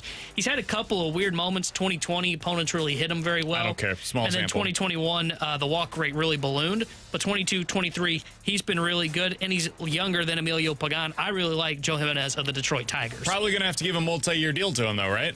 3 years, $30 million, something like that? Possibly, since he is younger. Do you want to do that? I would for him. Would you rather have him or re-sign Jordan Hicks? I'd rather have Jimenez because I think his numbers look more consistent over a longer period of time. Again, the weird thing about him is he just had those 2 random blips in opponent batting average in 2020 and the weird balloon of the walk percentage in 21. Here's the thing. Can't be my closer. He's never done it before, T-Bone. Yeah. You know what I call that? BS. Who cares? Anybody can close a baseball. Well, not anybody, but you shouldn't pay for a closer. So, Okay. By the way, these names, the reason you're not hearing like a Josh Hader or David Robertson, even Matt Moore, who's going to be a free agent again, I didn't want to look at names that we've either A, talked about, like Matt Moore, or B, the top-end guys, because the Cardinals have learned their lesson in doing so. So you think 3 years, right around that $30-ish million range, that's kind of what we're talking about for Jimenez, and you'd be comfortable with that? Yeah, I would be comfortable with it because, again, he's shown that he's been fairly consistent in his time with the Detroit Tigers. If you sign him and it means having to drop a tier from your second starter that you're going after. So let's say you get Aaron Nola, and then that second starter, instead of being able to get like I'm not even sure who the best option would be, but let's say instead of going after Lucas Giolito, they end up now having to go trade one of their position players for a cost-controlled starter instead. How does that make you feel? You're good with that because you are getting a really good reliever that you're comfortable with? I am good with that because they need to add to the bullpen. Like, if they add 3 starters, that's great, but this bullpen's going to need an overhaul, and I'm afraid that they're not going to do it. They need to get somebody, and I think one of these guys on this list, the first 4 names that I've said, they seem to make sense for the St. Louis Cardinals. And number 1 for me, he got traded this year at the deadline, and his overall numbers, when you look at them, you may go, ooh, I don't know about this one. It's Pierce Johnson, who's with the Atlanta Braves. Was in Colorado, really struggled there, and that's why some of his numbers have kind of ballooned, like his ERA's 4.76. But he's striking out 31% of batters he's seen. 12 games with Atlanta, a .75 ERA and 12 strikeouts per 9. And on the road this year, which is kind of what I looked at since he was in Colorado, 3.2 ERA and 36.8 strikeout percentage. And he's been great, was great in 2020 and 2021 with San Diego. The issues for him in 2022, where he didn't appear in a lot of games, it was because of an elbow issue. And I think the reason for his struggles this year weren't the elbow, it was because he was in Colorado. Sure. I love Pierce Johnson. Fastball sits 96, has a curveball that's got a 40% whiff rate, and in his percentile rankings on Baseball Savant, 77th percentile in chase rate, 89th percentile in whiff percentage, and 93rd percentile in strikeout percentage. So let me tell you where I come out on this. Love Pierce Johnson, love the idea. He's another like 1 year, $5 million candidate is what you're probably looking at for him because he doesn't have the crazy good numbers. We'll see what happens in the postseason. That can always elevate a player to where, okay, Pierce Johnson was a 1 year, $5 million player. And now, because he had a great postseason at 32 years old, maybe he gets 2 years and 20 mil, right? That could happen if he's dominant for the Braves this playoff run. But if he stays in the same range, I would rather have he and Emilio Pagan than going out and getting your number 2 guy that's going to cost me 3 years and $30 million. I would just rather spend the $10 million on Pagan and Johnson and be done with it. Not have to worry about it, not giving out 3+ year deals to relievers. That would be the direction that I would prefer the Cardinals to go than giving a one big contract to the bullpen. Yeah, I agree. I like that these names, I would look to target for 2 of them, like you just said. And the other thing, too, is I didn't mention their handedness. All 5 guys that I just said are all right-handed. Oh, hell yeah. Because they don't need any more lefties. Because I think when you look at next year's team, you got JoJo that'll be there. I think Packy, their plan will be he's going to be in this bullpen at some point. And you've also got John King, who's been really good since coming over here. And maybe Zach Thompson's a swing arm that's in that pen. So they've got 3 to 4 lefties in the pen. I was looking for right-handed guys that are kind of potentially below the top tier in the relief market when I did this list. And I think these are the guys for me. I think they're probably looking at less than $10 million. And I think some of them, like Pierce Johnson, maybe Emilio Pagan, could get like what Luis Garcia did when he went to San Diego. 2 years, $7 million contract. I think that's kind of what these guys are looking around. So here's my question for you, because these are like legitimately intriguing names that you just mentioned here, especially Pagan and Johnson. They jump out off the page for me of, okay, you get a little bit more experience. You get guys that have taken the ball regularly. They've got velocity. They've got swing and miss. Everything the Cardinals have lacked at the back end of their pen, these guys bring that. When you were doing your deep dive last night into the bullpen market for this offseason, were there a lot of players that intrigued you, or were these like the 5 where you said to yourself, okay, this is a cut above everything else that I saw? Because I think that's going to be something that plays into the Cardinals' decision-making this offseason as well as what's the supply look like? When you dove into it, what did you think of the supply of relievers that are available? So when these names that I said, the three that were in the T-Bone 3 and the honorable mentions, the thing that stood out to me about these guys, one was swing and miss stuff, which a lot of guys had on the relief market when I was looking at it. But the other thing that these guys had is they've been fairly durable for their career. A lot of guys, like some of them, like C.J. Edwards will be a free agent. He's been pretty good for Washington this year. He's going to get a one-year deal somewhere. Problem with him is he's been either A, inconsistent over like the last 5 years, or he's dealt with so many injuries that it's concerning and he doesn't end up throwing a lot of games. Like the guys that I mentioned as the honorable mentions, Robert Stevenson averaging 51 games, that's kind of like the lowest I wanted, was around that 51 game threshold. And again, like I understand like Pierce Johnson had an elbow issue in 2022. That's the only reason for his struggles in 2022 that I could find was the elbow was bothering him. The issues so far this year, he was in Colorado. He's already at 55 games. He's probably going to pitch 65 to 70 games, which is kind of more the norm for him. So I was looking for, I don't think there's that many guys that have that durable track record that's not on the top of the market. I think these main three, Emilio Pagan, Joe Jimenez, and Pierce Johnson, are the three guys that are going to fit that category. There are some like bigger names that are going to be on the market this year as well that are older, maybe. Yeah. Like Liam Hendricks, we'll see what happens with his health status. That's a big question for him right now. But he's got a $15 million club option. That's not getting picked up. He's going to hit the market. Will Smith is a player that is in that Texas Rangers bullpen right now. He is a really Didn't want good a lefty. reliever. That's why I avoided him. Totally understand at it. the top market. But he's at the top of the market. He's probably going to get another significant contract. Craig Kimbrell, David Robertson, Joe Kelly, I know is known here in St. Louis. He's a guy that I personally am not all that interested in.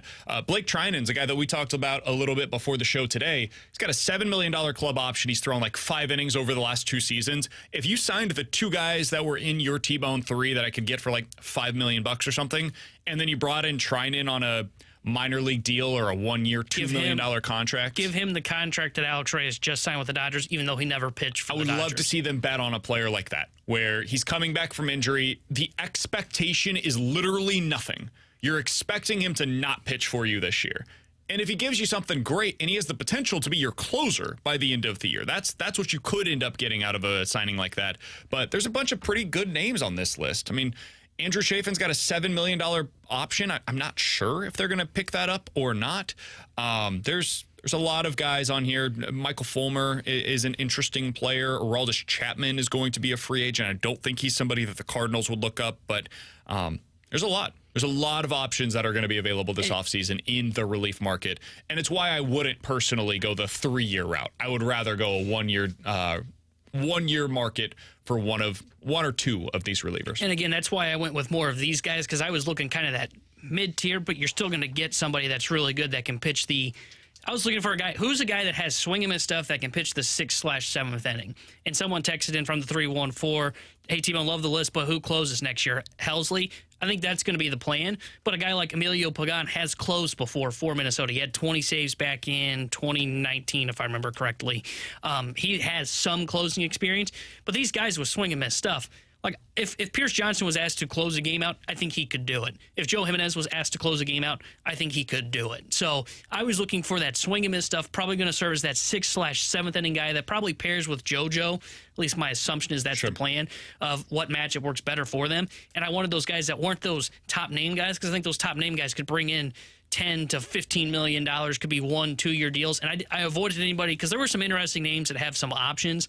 I just avoided those guys completely just because I wanted to look at, okay, who's guaranteed to hit the market? And I wanted to present more names that are good pitchers that nobody really talks about. That's Tanner Hendrickson. He's Grant Francis, and I'm Brandon Kiley. That was your latest T-Bone 3. If you missed any of it, be sure to check it out on the podcast page after the show today. You can check that out at 101ESPN.com, the free 101 ESPN app, or on YouTube at 101 ESPN STL. Coming up in about 10 minutes or so, is the Cardinals window opening or is it closing right before our very eyes? I think we have an interesting perspective on that coming up in about 10 minutes, but the junk drawer is coming up next here on 101 ESPN.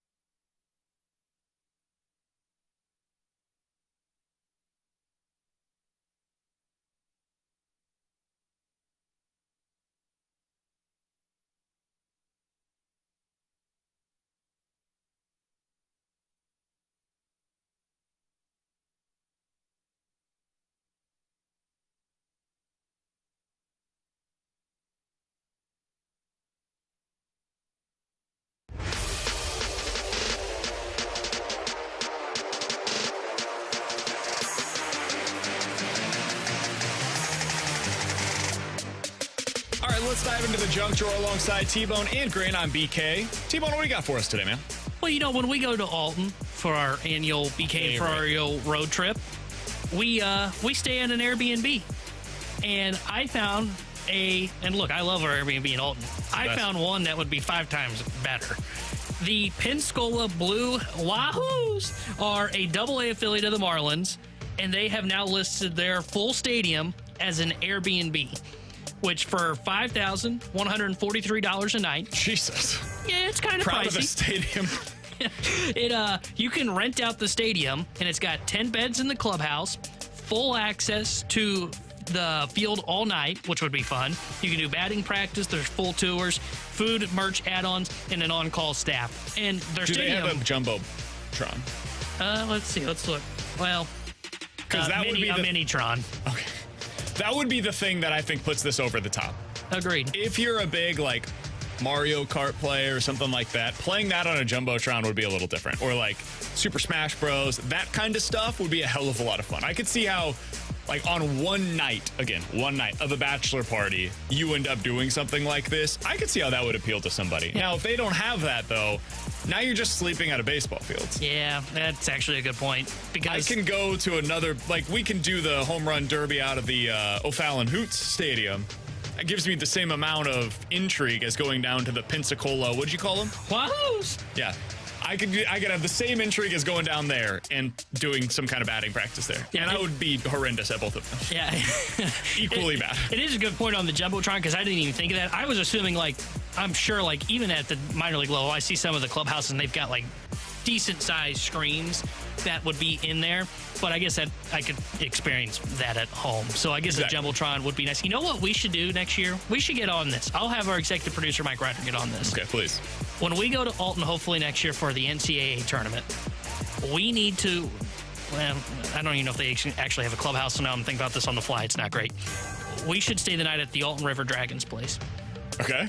They're a collegiate wooden bat summer league team. Do they mind if we stumble in? Because that's typically how we end the night in Alton.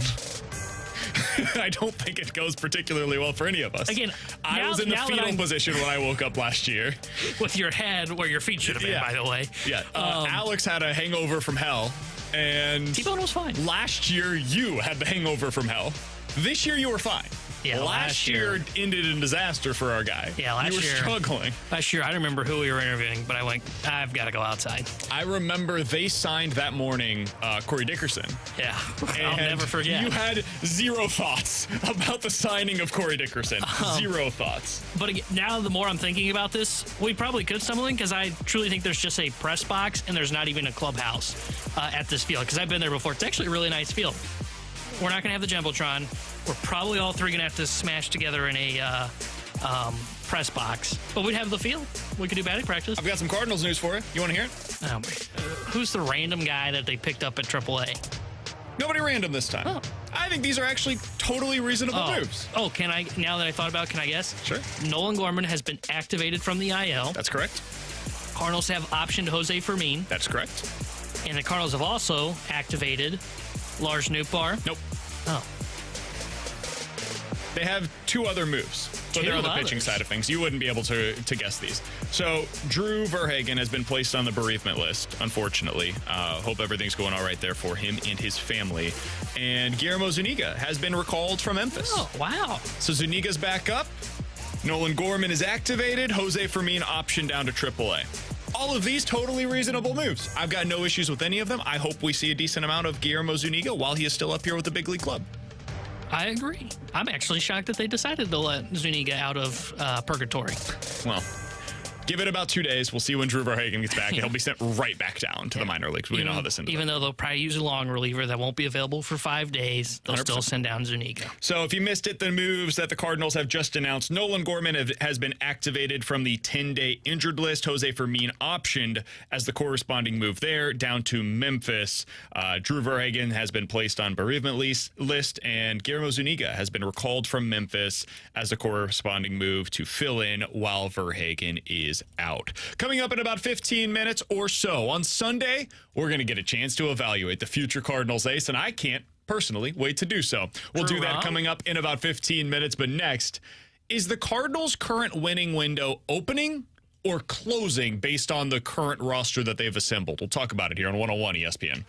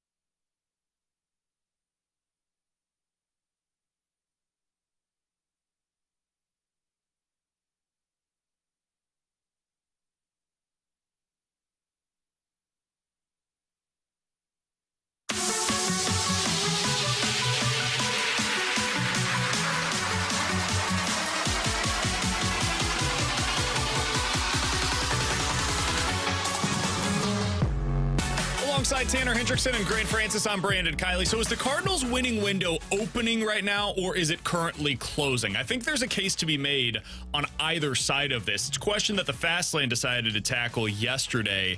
Here is what their discussion sounded like yesterday as they were going through the winning window for the Cardinals. Is it opening right now, or is it closing? I think it's a fascinating question because of the young guys. You're viewing it from the prism of Goldie, which I didn't really think about. I'm more viewing it as, what is Walker going to be in a year or two? What is Wynn going to be in a year or two?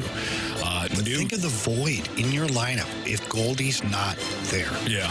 Offensively and I defensively. will say this, though, and I made this point about Pujols. You also have to assume that Goldie's going to continue to do what he's doing.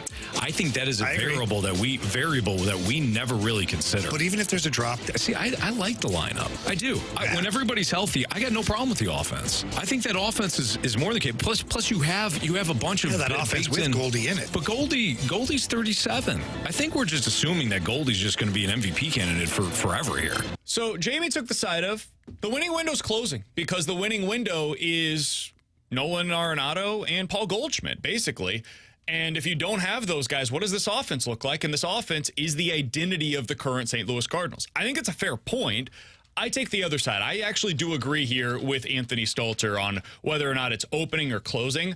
I think what you're seeing is the Cardinals are trying to they're trying to thread the needle of being able to take advantage of the back end of the career for a guy like Paul Goldschmidt while also developing young talent. That is a really hard thing to do.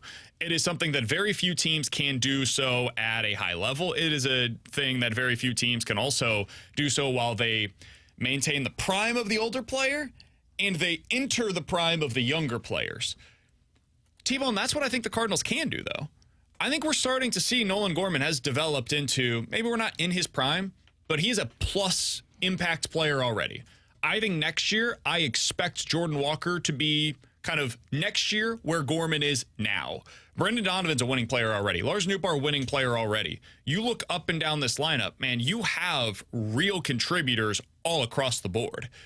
I think the Cardinals are entering their winning window right now, and it's why they need to be hyper-aggressive this offseason. It's why you have to take advantage of this pitching staff. You got to go bolster it while your lineup is where it's at currently, because this can end quick, dude. Think about where the Padres were 2 years ago and how exciting that young core was. Now look at them. They got old real fast. Look at what happened to the New York Mets. Now, they had an aging core, but then it got old and it was like, whoa, where do the young guys go? So I think you're in a better position to sustain this than either of those two teams were because of the number of young players that you have in your lineup. And I think that's why you're at the beginning of a window opening for you. Yeah, I'm with you. I think the window is opening for the Cardinals, and it's because of the young guys. Because I think you can see, or at least you can dream on, and maybe that shouldn't be what you should do, but you can dream on what Nolan Gorman will be in his prime. You can dream on what Jordan Walker will be in his prime. You can throw Lars Nootbaar, Brendan Donovan, and Mason Wynn into that conversation. And when all those guys were healthy, the offense, you could tell, was great. And the question on Paul Goldschmidt and like what should you expect from him? Look, his slugging's clearly going down, and I think that is something that is going to sustain. The thing is, though, is as Gorman gets more mature and Walker matures into his body, and as we've seen Donovan added more slug, all those guys are going to combine to mask the disappearance of what was Paul Goldschmidt's slugging. Goldie's still going to be a guy that hits for average and still gets on base at a really good clip, I believe. So I think the lineup is there. And because you've got such young, cost-controlled talent, and I just looked this up to make sure I was right, you've got Gorman, Nootbaar, Walker, Donovan, and Mason Wynn, all pre-arb players. They can make league minimum, most of them pretty much for the next 2 years. So that allows you to go out and spend significant dollars on the rotation and then figure it out once those guys get to arbitration. And at that point, you're going to have guys like Matz that will be getting ready to come off of the books. You'll have guys like Goldschmidt that are coming off of the books potentially, depending on what they do. Michael's contract will be coming off the books, potentially deciding what they do. They are in a really good spot to really supplement this great lineup with great pitching. It's not like if the Phillies were in this situation. If the Phillies are a team that were in the spot of the Cardinals where it is, holy bleep, we need 3 pitchers this offseason, they'd be screwed. Why? Because they've spent so much dollar figure on that lineup, and the Cardinals are not there, and that's why I think they're in a winning window. If they had those kind of contracts on the books, I'd be saying the window was closed, but they are not in that situation. The Cardinals have right now in their lineup 3 players that are 26 years old or younger that have an OPS plus this season of at least 120. So they're 20% above league average offensively, right? Those players for them this year are Lars Nootbaar, Nolan Gorman, Brendan Donovan. All left-handed hitters. You build around that, man. This is one of the reasons why I do think it's going to be a difficult discussion in the offseason of what they decide to do. Other teams that are in that criteria, Atlanta, they've got 3 of them. It's Ronald Acuna Jr., it's Austin Riley, it's Ozzie Albies. That's their core. You're building a core that maybe it's not to the same level because you don't have a Ronald Acuna, but you're the next tier down below that. You look at other teams that have multiple. Cincinnati, Matt McClain and Will Benson for them so far. Those two guys have OPS pluses of at least 20% above league average. It's pretty much it, man. There's nobody else in the National League this year that has multiple at a 20% above league average or better. It's you, it's Cincy, and it's Atlanta. And when you're talking about 3 or more, it's you and it's Atlanta. That's what the young core does for you. So as we move forward, I think we are underselling what the Cardinals have developed in terms of their young players. I'm not even talking about Walker and Wynn. I didn't mention either of their names when discussing the guys that are already proven at this level. Gorman and Donovan and Nootbaar, those 3 guys allow you to dream. And then you add in Wynn and Walker, and now we're talking about, okay, that is 5 young players, the likes of which this team, when was the last time that they had that? Where they had 5 young, proven players that they developed inside of their system that became above average major leaguers. I'm not talking, and this is no disrespect to the players that I'm about to mention, but I'm not talking about like some of the Memphis Mafia guys that ended up becoming solid supplemental pieces. I'm talking about becoming core members of a winning team. I'm talking about guys that are batting in the middle of your order, like 1 through 5 could be made up in 3 years with the guys that I just mentioned. I don't know when the last time was that happened for the St. Louis Cardinals. And that's what they've done so far. Yeah, definitely not like 5 guys. They've been able to kind of get 1, maybe. And like I think Gorman has a middle-of-the-order bat, and I think Walker's going to fall into this conversation at some point. Like, they hadn't developed a middle-of-the-order bat since what? Albert Pujols? Like, Carpenter was a good developed bat, but he was the top-of-the-order guy that got on base. He wasn't, well, they tried to put him in the 4 spot, 3 spot. Didn't work for him because then he's changed his whole batting profile. So they haven't really developed a middle-of-the-order kind of superstar-level bat since Albert Pujols. And to your point, they've got 2 guys that can be that, Gorman and Walker, and potentially Nootbaar if he ends up adding slugging to his game. He already gets on base, hits for average, and is a good corner outfield defender. And then you've got I would put Donovan in that supplemental category. But if he adds more power, as we saw this year, he could be a guy that gets viewed as a star. And I can't remember who the other guy was that I forgot because there's 5 of them. So and Donovan's probably more in that like Alan Craig type of criteria of being like a supplemental piece in terms of like you're not building around him as a 3 or 4 I think he's kind of the John hitter. Jay that came up with that Memphis Mafia. Guy that's going to hit for average, good defender. Maybe. I mean, he's a much better hitter than John place. Jay was. In terms of what he does offensively. Maybe not average-wise, but when you combine the on-base plus the power and the positional versatility, he's a better hitter, a more productive hitter at the big league level than John Jay was. And that is no slight to John Jay. Donovan's just been more proven. He's been better over the last 2 years than Jay was at any point in his career. He's like in between of what Craig and Jay were. Because I wouldn't say he's Craig, because I think Craig is like Walker maybe. Sure. But I think he's right in between. A little bit better than John Jay. But again, that's a piece that you would really like to have. So, yeah, I think we kind of have started to sleep on what this offense is and what those young players are, because it's all being kind of shadowed by just how horrendous the pitching staff is that has really just clouded this season. They have if they had a average pitching staff, which is what I thought they were going to have going into the year, they're a playoff team by far. No questions about it. Somebody on the text line said, guys, I also can't remember the last time that they had no pitching, and pitching is what wins. Totally fair. And that's why the Cardinals are where they're at right now. Like, there's 2 conversations that are taking place simultaneously, and I think one gets undervalued because of the other. If the Cardinals, to T-Bone's point, had an average pitching staff this year, you're making the playoffs. You're probably winning this division, and given what's happening right now in the National League around them, we would be trying to convince ourselves that the Cardinals could actually make it out of the National League the way that the Phillies did last year, or the way that the Braves did 2 years ago, because that's how good your offense has the potential to be, especially if they were healthy. That's the other thing right now is you've got Donovan that's on the IL, Nootbaar's on the IL, and Gorman just made his way back. But that's what you could be convincing yourself of right now. And that's why this offseason is so critical for them, man. That's why on Sunday, as we're watching the Cardinals take on the Philadelphia Phillies, I hope we're watching the Cardinals' future ace. And no, I'm not talking about Drew Rom. We'll explain why that is, who it is, and how he fits into the mix coming up next year on 101 ESPN.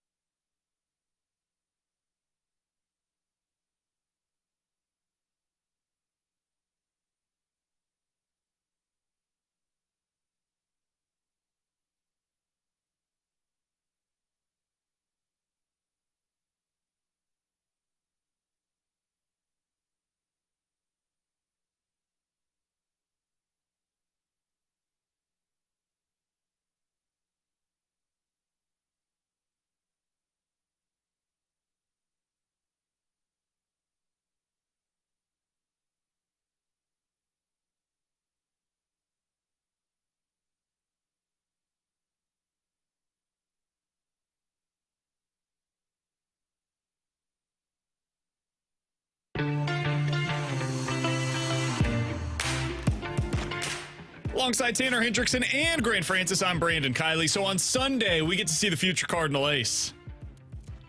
Not talking about Drew Rahm, of course, who's going to be pitching for the St. Louis Cardinals. I'm talking about Aaron Nola, who is going to be the starting pitcher for the Philadelphia Phillies as the Cardinals travel up to Philly this weekend. T-Bone, I think there will be some in our listening audience that have probably heard us talk about Nola this year, and really we've been talking about him for about a year now. And they'll see his numbers, they'll flash him across the screen as they introduce the starting pitcher for the Phillies in the bottom of the first inning, and they'll say, or top of the first inning, and they'll say, Aaron Nola has a 4.5 ERA? That's the guy that everybody's talking about of the Cardinals giving $25 to $30 million a year on a 5+ year contract? Hold on. So a 31-year-old starter that has a 4.5 ERA, and it's the second time in the last 3 years that he's had a 4.5 ERA or worse, and we're going to give him all of the money? Explain this one to me. T-Bone, when people see that, what would be your explanation as to why, don't worry about that, the ERA doesn't matter, look at all of this other stuff? How are you going to explain that to Cardinals fans? The way I would explain it, and how Mo will probably do so as well, is he's got good swing and miss stuff, and he's an innings eater, unlike Blake Snell, which is his biggest caveat. Oh, and by the way, he doesn't walk the world like Blake Snell does. And a lot of people, the other number that I would expect some people will say if it pops up on the screen, I don't know if it will or not, is he just casually kind of leads the majors in home runs allowed. Yep. That's because the ballpark. That's not... Sure? Yes. Kind of. But I would say if you're looking at his numbers, yes, the 4.49 ERA is underwhelming, and it is underwhelming that he's had that in back-to-back years. But the thing for him is he's been an innings eater, and he's going to get swing and miss stuff. In his last 3 years, he's got a strikeout per 9 that is at 10.3. That's what the Cardinals are looking for. That is modern baseball. That is what you're looking for. A guy that's got swing and miss, and the plus for him is the amount of innings that he's able to eat, unlike some guys that are 5 and dives, which I think Cardinals Nation's going to hate when they come here. But Aaron Nola is a guy that can go 6 innings, 7 innings, and you can ride it in pen. There's no question mark if he's going to get there. You know every game when you get to that game, okay, our bullpen's going to have somewhat of a half day off because Nola's going to give us 6 or 7 quality innings, and that is why he's going to get all the money this offseason and is one of the top targets in free agency. So it's worth noting And I thought that was a really good explanation. You're just going to come in here and shoot it down a little bit? No, I liked everything you said there. You know I love Aaron Nola. That's my guy. He's a 3.5 ERA at home this season. He doesn't exactly have a 3.5 ERA on the road, where it's 5.3.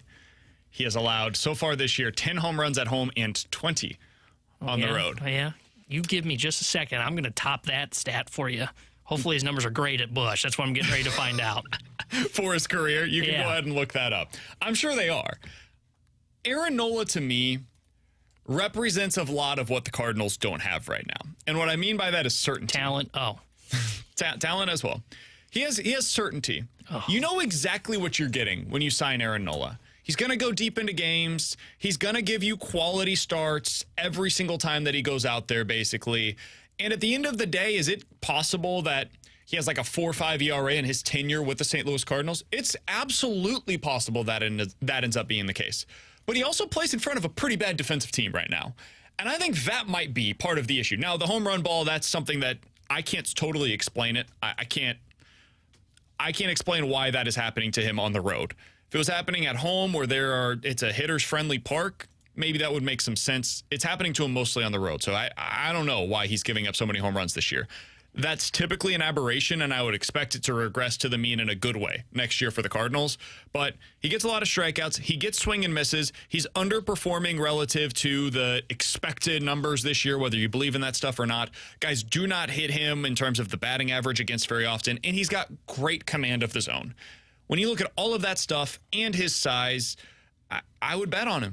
I would bet on that guy as the number 1 starting pitching option for the Cardinals going into this offseason. Yeah, I would prefer a little bit more swing and miss electric stuff, but I can understand Nola. And also, like, when I think of Snell, I think a guy with a low ERA. The ERA, I shouldn't read too much into. I even need to tell myself and remind myself of that because it can be inflated by one bad outing. Like Jack, for example, though we can all agree his year wasn't great. If you take out that one Angel start, his numbers look a lot better this year. And I just looked up his numbers here in St. Louis. He's made 6 starts. He's averaged 6 innings, 2-3 with a 3.89 ERA, 40 strikeouts compared to 6 walks. He has allowed 5 home runs here in those 6 starts. Yeah, home run ball might be an issue. It might be similar to Lance Lynn, where that's just going to be a problem for him. And the Cardinals have hit .202 at Busch Stadium against him in his career. Like, he does have legitimately good stuff. I think he is more of a number 2 than he is a number 1. Agreed. But you still got to pay for that. You still got to go out there and you have to accept, okay, he may be a 2, but he kind of in the free agent market looks like a 1 because he's at the top of the class. There is no true number 1, so you kind of have to inflate his value a little bit. And you're going to have to just realize he's the kind of pitcher that you have to be willing to pay because you need a 2, and maybe you wait a year or 2 before you end up actually finding that number 1, but you got to start somewhere. And Nola's probably the guy in which the Cardinals would say, this is where we're going to start at. And the truth is, Cardinals are desperate. Yes. And when you're looking into this year's market, there are warts on every single pitcher that is available. That's why they're available. Blake Snell, really good stuff, great stuff. Strikes out the world, walks 12% of the batters that he goes up against. 1 out of every 8 guys that he faces, he's going to walk them. And if that command continues to be where it's at right now, or gets worse, and his stuff starts to get worse as he ages, which is expected, and he's a lefty who's going up against righties about 70% of the time, man, I could see how that ages really poorly.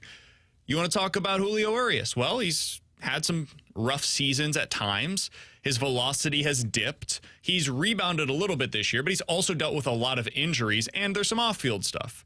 Sonny Gray, he's really small. He doesn't throw a whole lot of innings. You're going to have to give up a second-round pick for him because he's going to get the qualifying offer, and I think he is more of a 2 or a 3 than he is a 1 as well. Stroman has dealt with injuries at the end of the season. I'm not even sure he's going to hit the market at this point. He might be a guy that decides to opt in as opposed to opting out. And then after that, you're into the Jack Flaherty, Eduardo Rodriguez, Jordan Montgomery, Lucas Giolito range. None of those guys are legitimate number 1s. You're not getting a 1. They're not available on the open market. And if you want to go to the trade market, well, to get one of those guys that is what I think most people would define as a number 1, you're giving up 2 of Nootbaar, Donovan, and Gorman. Probably 2 of those guys that I just mentioned. You feel comfortable with that? Because I do not. I don't want to do that. I want to continue building around that young lineup that they have available to them right now. If you got to trade 1, so be it. You make that happen. Trading 2 is a really tough pill to swallow. I'd agree with that. I'm open to the idea of moving 1, and it is for what you just said, a guy that's at the top of the trade market and is a guy that you can look at as an ace. I would not move 2. Even if that meant, like, you wouldn't trade Gorman and Nootbaar or Gorman and Donovan for a low... Shoot, we're not supposed to use the Mariners. That's all right. For Logan Gilbert. No, I wouldn't, because what makes this lineup so great is the lefties that they have. I think you can pluck 1 out and they would be fine. But as we see, once you start plucking 2, 3 away, this offense is not the same. So I think that is the ideology of the trade market is you can only give up 1, and then anything outside of that you're not willing to listen to and not willing to pull the trigger on. And I think I'm going to say this, and it's a Friday, everybody remembers. We're going into the weekend with good vibes, good vibrations. It's okay to leave this offseason without the number 1. Yeah. I think it is okay to come into next season with... As long as you get a 2. Yes. I was going to say, I think it's okay to come into the season with 2 2s or a 2 and a 2B. And then you still got to sign 3 pitchers, and you're going to find a 4 or 5 somewhere. And then your hope would be either an ace becomes available, whether it's at the deadline, you're willing to pull that trigger, or becomes available in the offseason that's next, or a guy hits free agency, but as we talked about earlier, aces don't hit the market often, or you develop them internally. You hope you can develop Tink Hens. You hope you can develop potentially TK Roby, who's going to be making his Springfield debut this Saturday. Your hope would be that, okay, it's okay for us to settle on 2 2s. We did that. And then when his contract comes off the books in 2 more years, or Matt's contract comes off the books, you replace his spot with an ace, and you've got Nola and your other 3 locked up on contracts. So it's okay to leave this offseason without saying, you know who else might be your new number 1 in 2 years? Whoever your top 5 pick is in this upcoming draft. Oh, okay, yeah. I mean, you might have the number 1 pick next year. It's in play. It's a lottery system. The Cardinals have like a 10% chance right now to get the number 1 pick in next year's draft. I have not looked into it for a second of what that class looks like. Have not studied it at all. There's going to be a good pitcher in that class. And whether they're picking 1 or 5, wherever they end up, it's in play that they end up with a future front-end starter based on what they're able to acquire next year in the Major League Baseball draft. That's something else that we need to keep in the back of our mind. Look at some of the guys that have been drafted recently. They get to the big leagues pretty quickly when you're drafting that high up the board. That is unlike anything that the Cardinals have been able to acquire in like 25 years in terms of where they're going to be selecting in this year's draft potentially. So that's something else to keep in the back of your mind as you're looking at what the Cardinals are able to acquire this year in pitching. One other thing that I wanted to get to here, T-Bone. Cardinals, Phillies this weekend. I think most Cardinals fans would agree. The Phillies have a lineup that can win a World Series. You look at that, you go up and down the lineup, you're like, hot damn. That is a really impressive lineup with proven Major League Baseball hitters. If you were a GM, and I told you this is a fantasy mindset, this would never happen, but I told you you can pick a lineup to build around, and then you've got to completely adjust your pitching staff. You have 0 pitchers currently on the roster. You got to go find all of them. Would you rather build for the next 5 years around the Phillies lineup or the Cardinals lineup? And I'm talking current players that are available. We're not talking about farm systems or anything like that. Cardinals lineup versus Phillies lineup.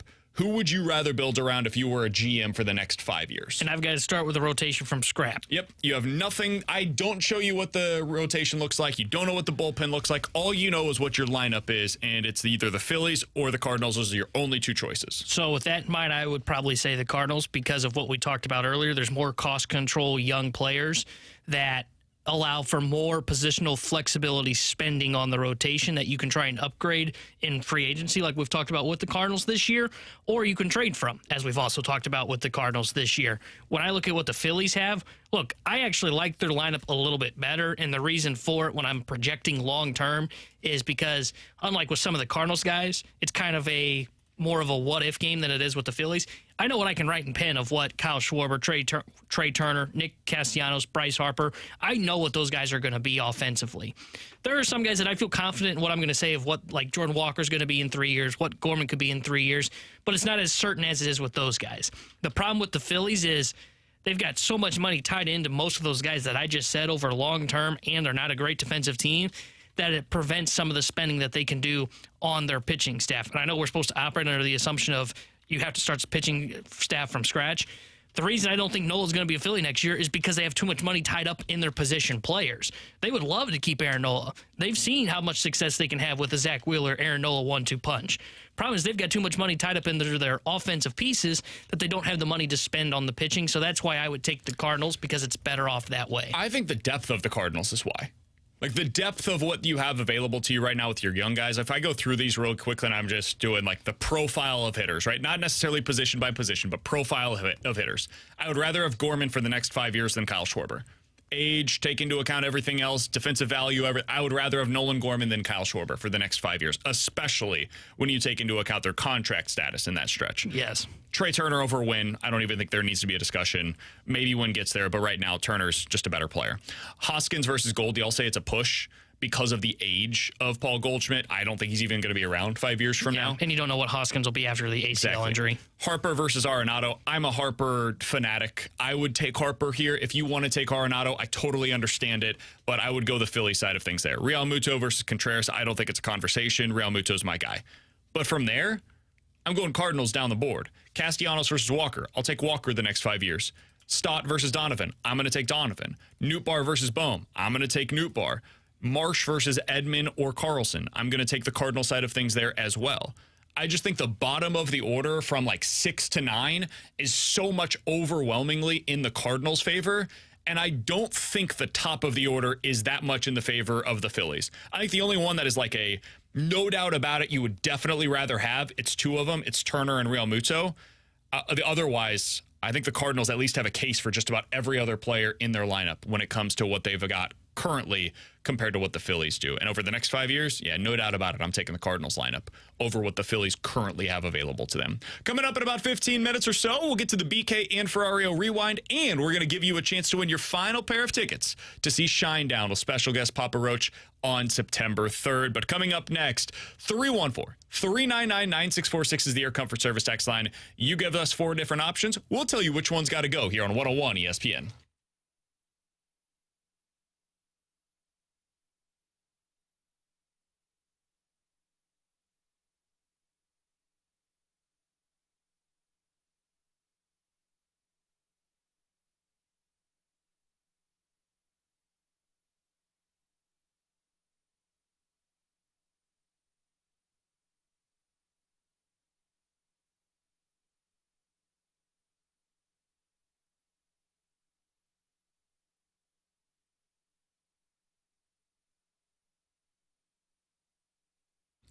Hey, it's BK. Do you remember that childhood piggy bank that you had, all the satisfaction that you felt when you were finally able to reap the rewards of all of your diligent savings? Well, with Truehold, you can access your biggest piggy bank yet. I'm talking about your home's equity, and you can start enjoying that retirement that you planned for right now, and you don't even have to move. Here's how you do it. Truehold will buy your home for its best current value while it remains high, and you get to bank all the cash now and continue living in your home for as long as you'd like. Plus, Truehold will cover all the property taxes, the insurance, the repairs, and maintenance too. And since they pay your home's current value in cash, that money is yours to do whatever you'd like with. So start enjoying your home's equity while it remains high by visiting Truehold.com, and you'll discover how much they'll buy your home for today based on its best current value. Call 1-855-300-9993, or you can visit them at Truehold.com for the smarter and faster way to cash out on your home's full value without having to move. That's 1-855-300-9993, or visit them at Truehold.com. That's Truehold.com.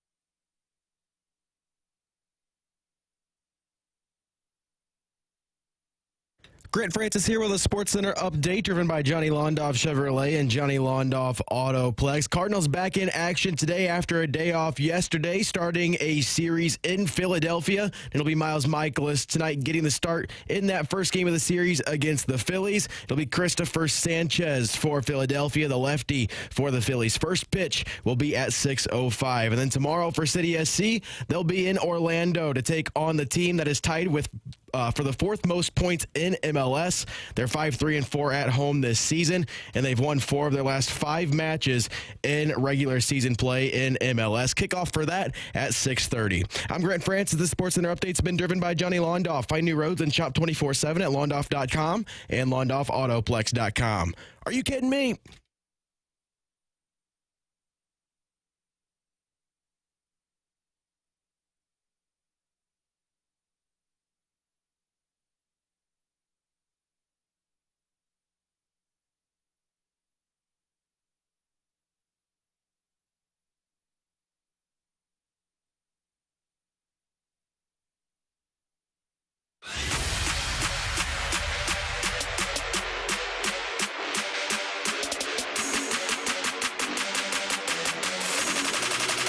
Count that big pen. It's time for One's Gotta Go. You give us 4 options. We'll tell you which one's gotta go. You can do so on the Air Comfort Service text line at 314-399-9646. But before we do that, I got to tell you about something cool that 101 ESPN and Bud Light are putting together for you.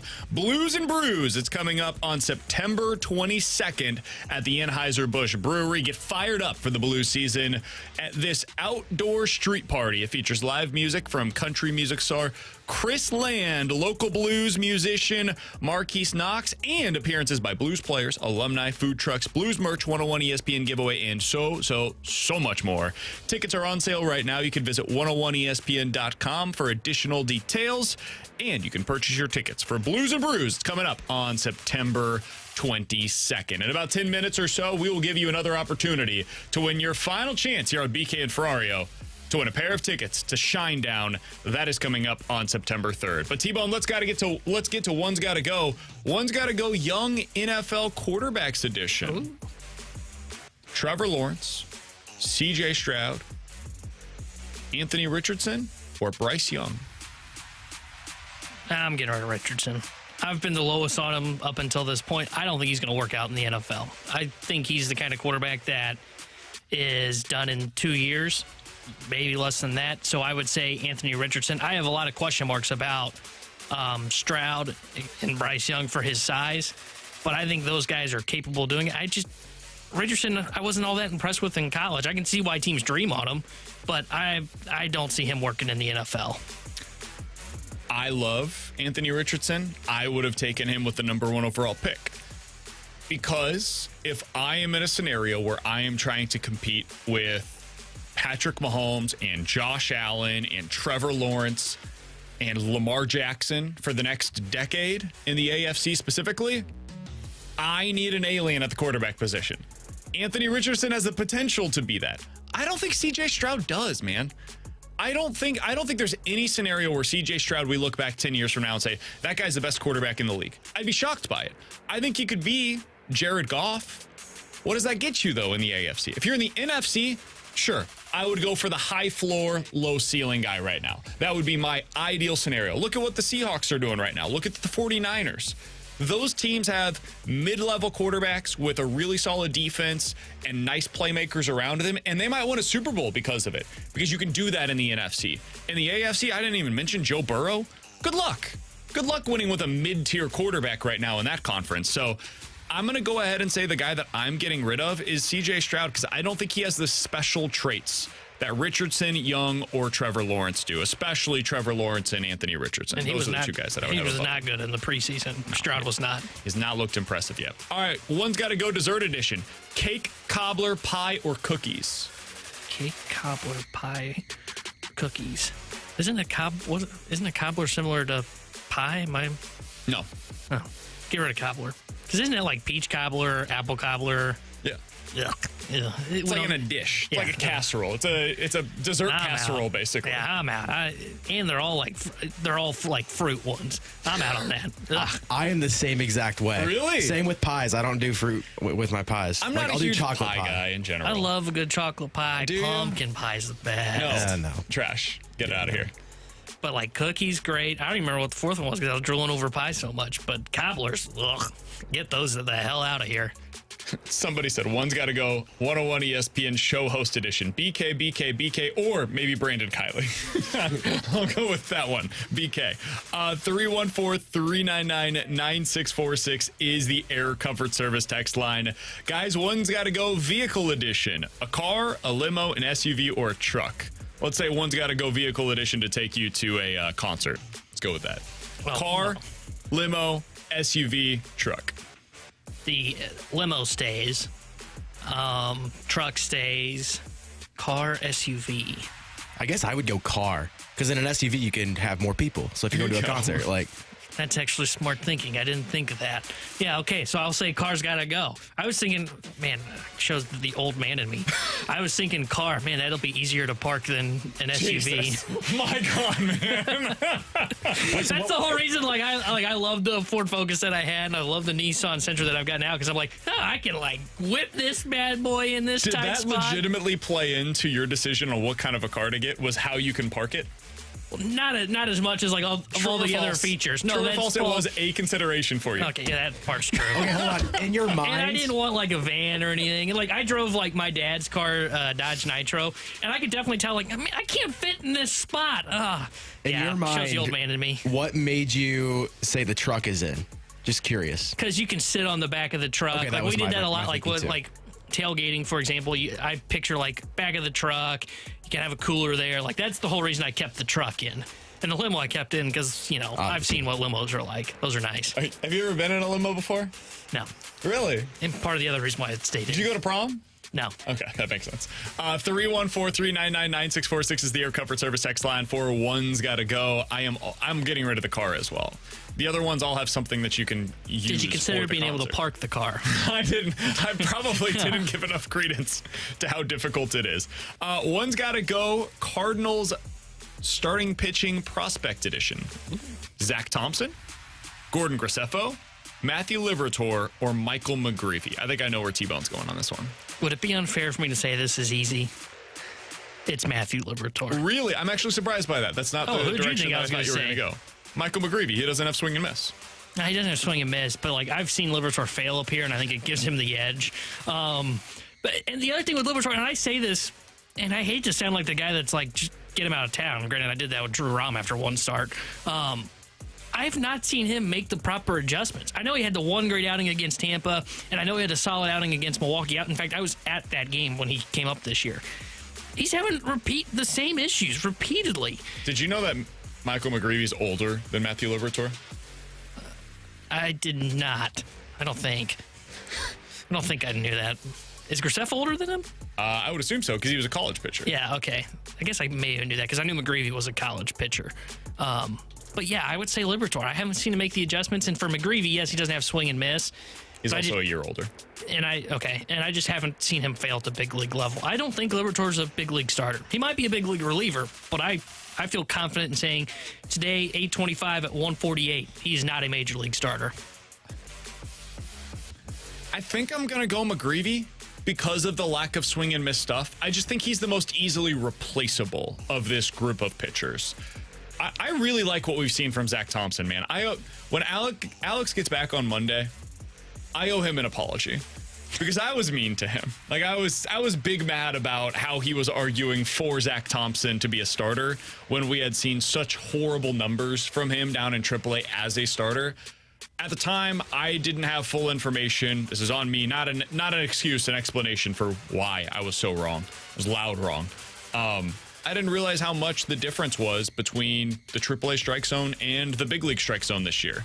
There's a lot of pieces that have been written really in the last 24 hours now about that strike zone and what it's done to the numbers down in the minor leagues. It is an offensive, just celebration in AAA this year.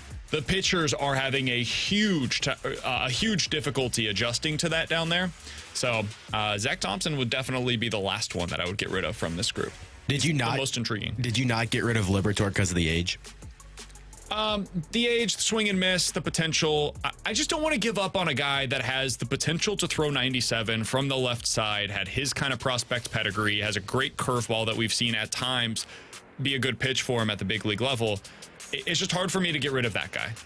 I would be like the Cardinals. I would be hanging on and holding on to hope about what he still could be, even though it's obviously looked bad almost every single time that we've seen it at the big league level. And because you said throws so young. 97 is why I'm not giving up on him completely, but I'm giving up on him as a starter because he can't maintain that velo. And that sounds like a bullpen arm. Go out there, give me one great inning from the left side. Granted, we got to improve on getting right-handers out, but I think he has the potential to be a solid reliever. I haven't seen enough to say that as a starter. Coming up next, we're going to hit the BK and Ferrario Rewind, and we'll give you a chance to win a pair of lawn seats to see Shinedown on September 3rd. That's all next here on 101 ESPN.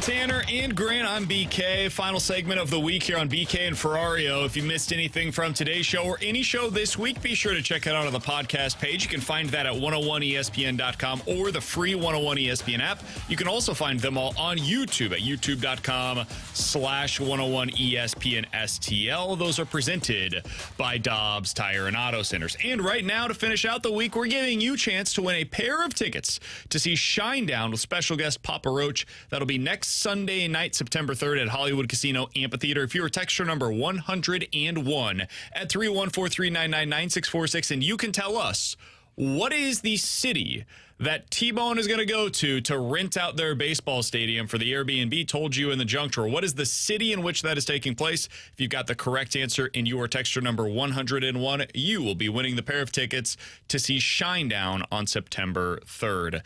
T-Bone, on Sunday, the Cardinals go up against Aaron Nola. They also have Drew Rom on the mound. Which start is more compelling to you? Seeing what Aaron Nola does against this lineup or seeing what Drew Rom does in his second start as a Cardinal? Well, it's a tough one to think about, but I'm going to go with Aaron Nola because I want to see what he looks like against this lineup, because this is the kind of lineup, Cardinals fans aren't going to want to hear this, that will be a playoff caliber lineup, hopefully by next year for the Cardinals, but it's a playoff caliber lineup.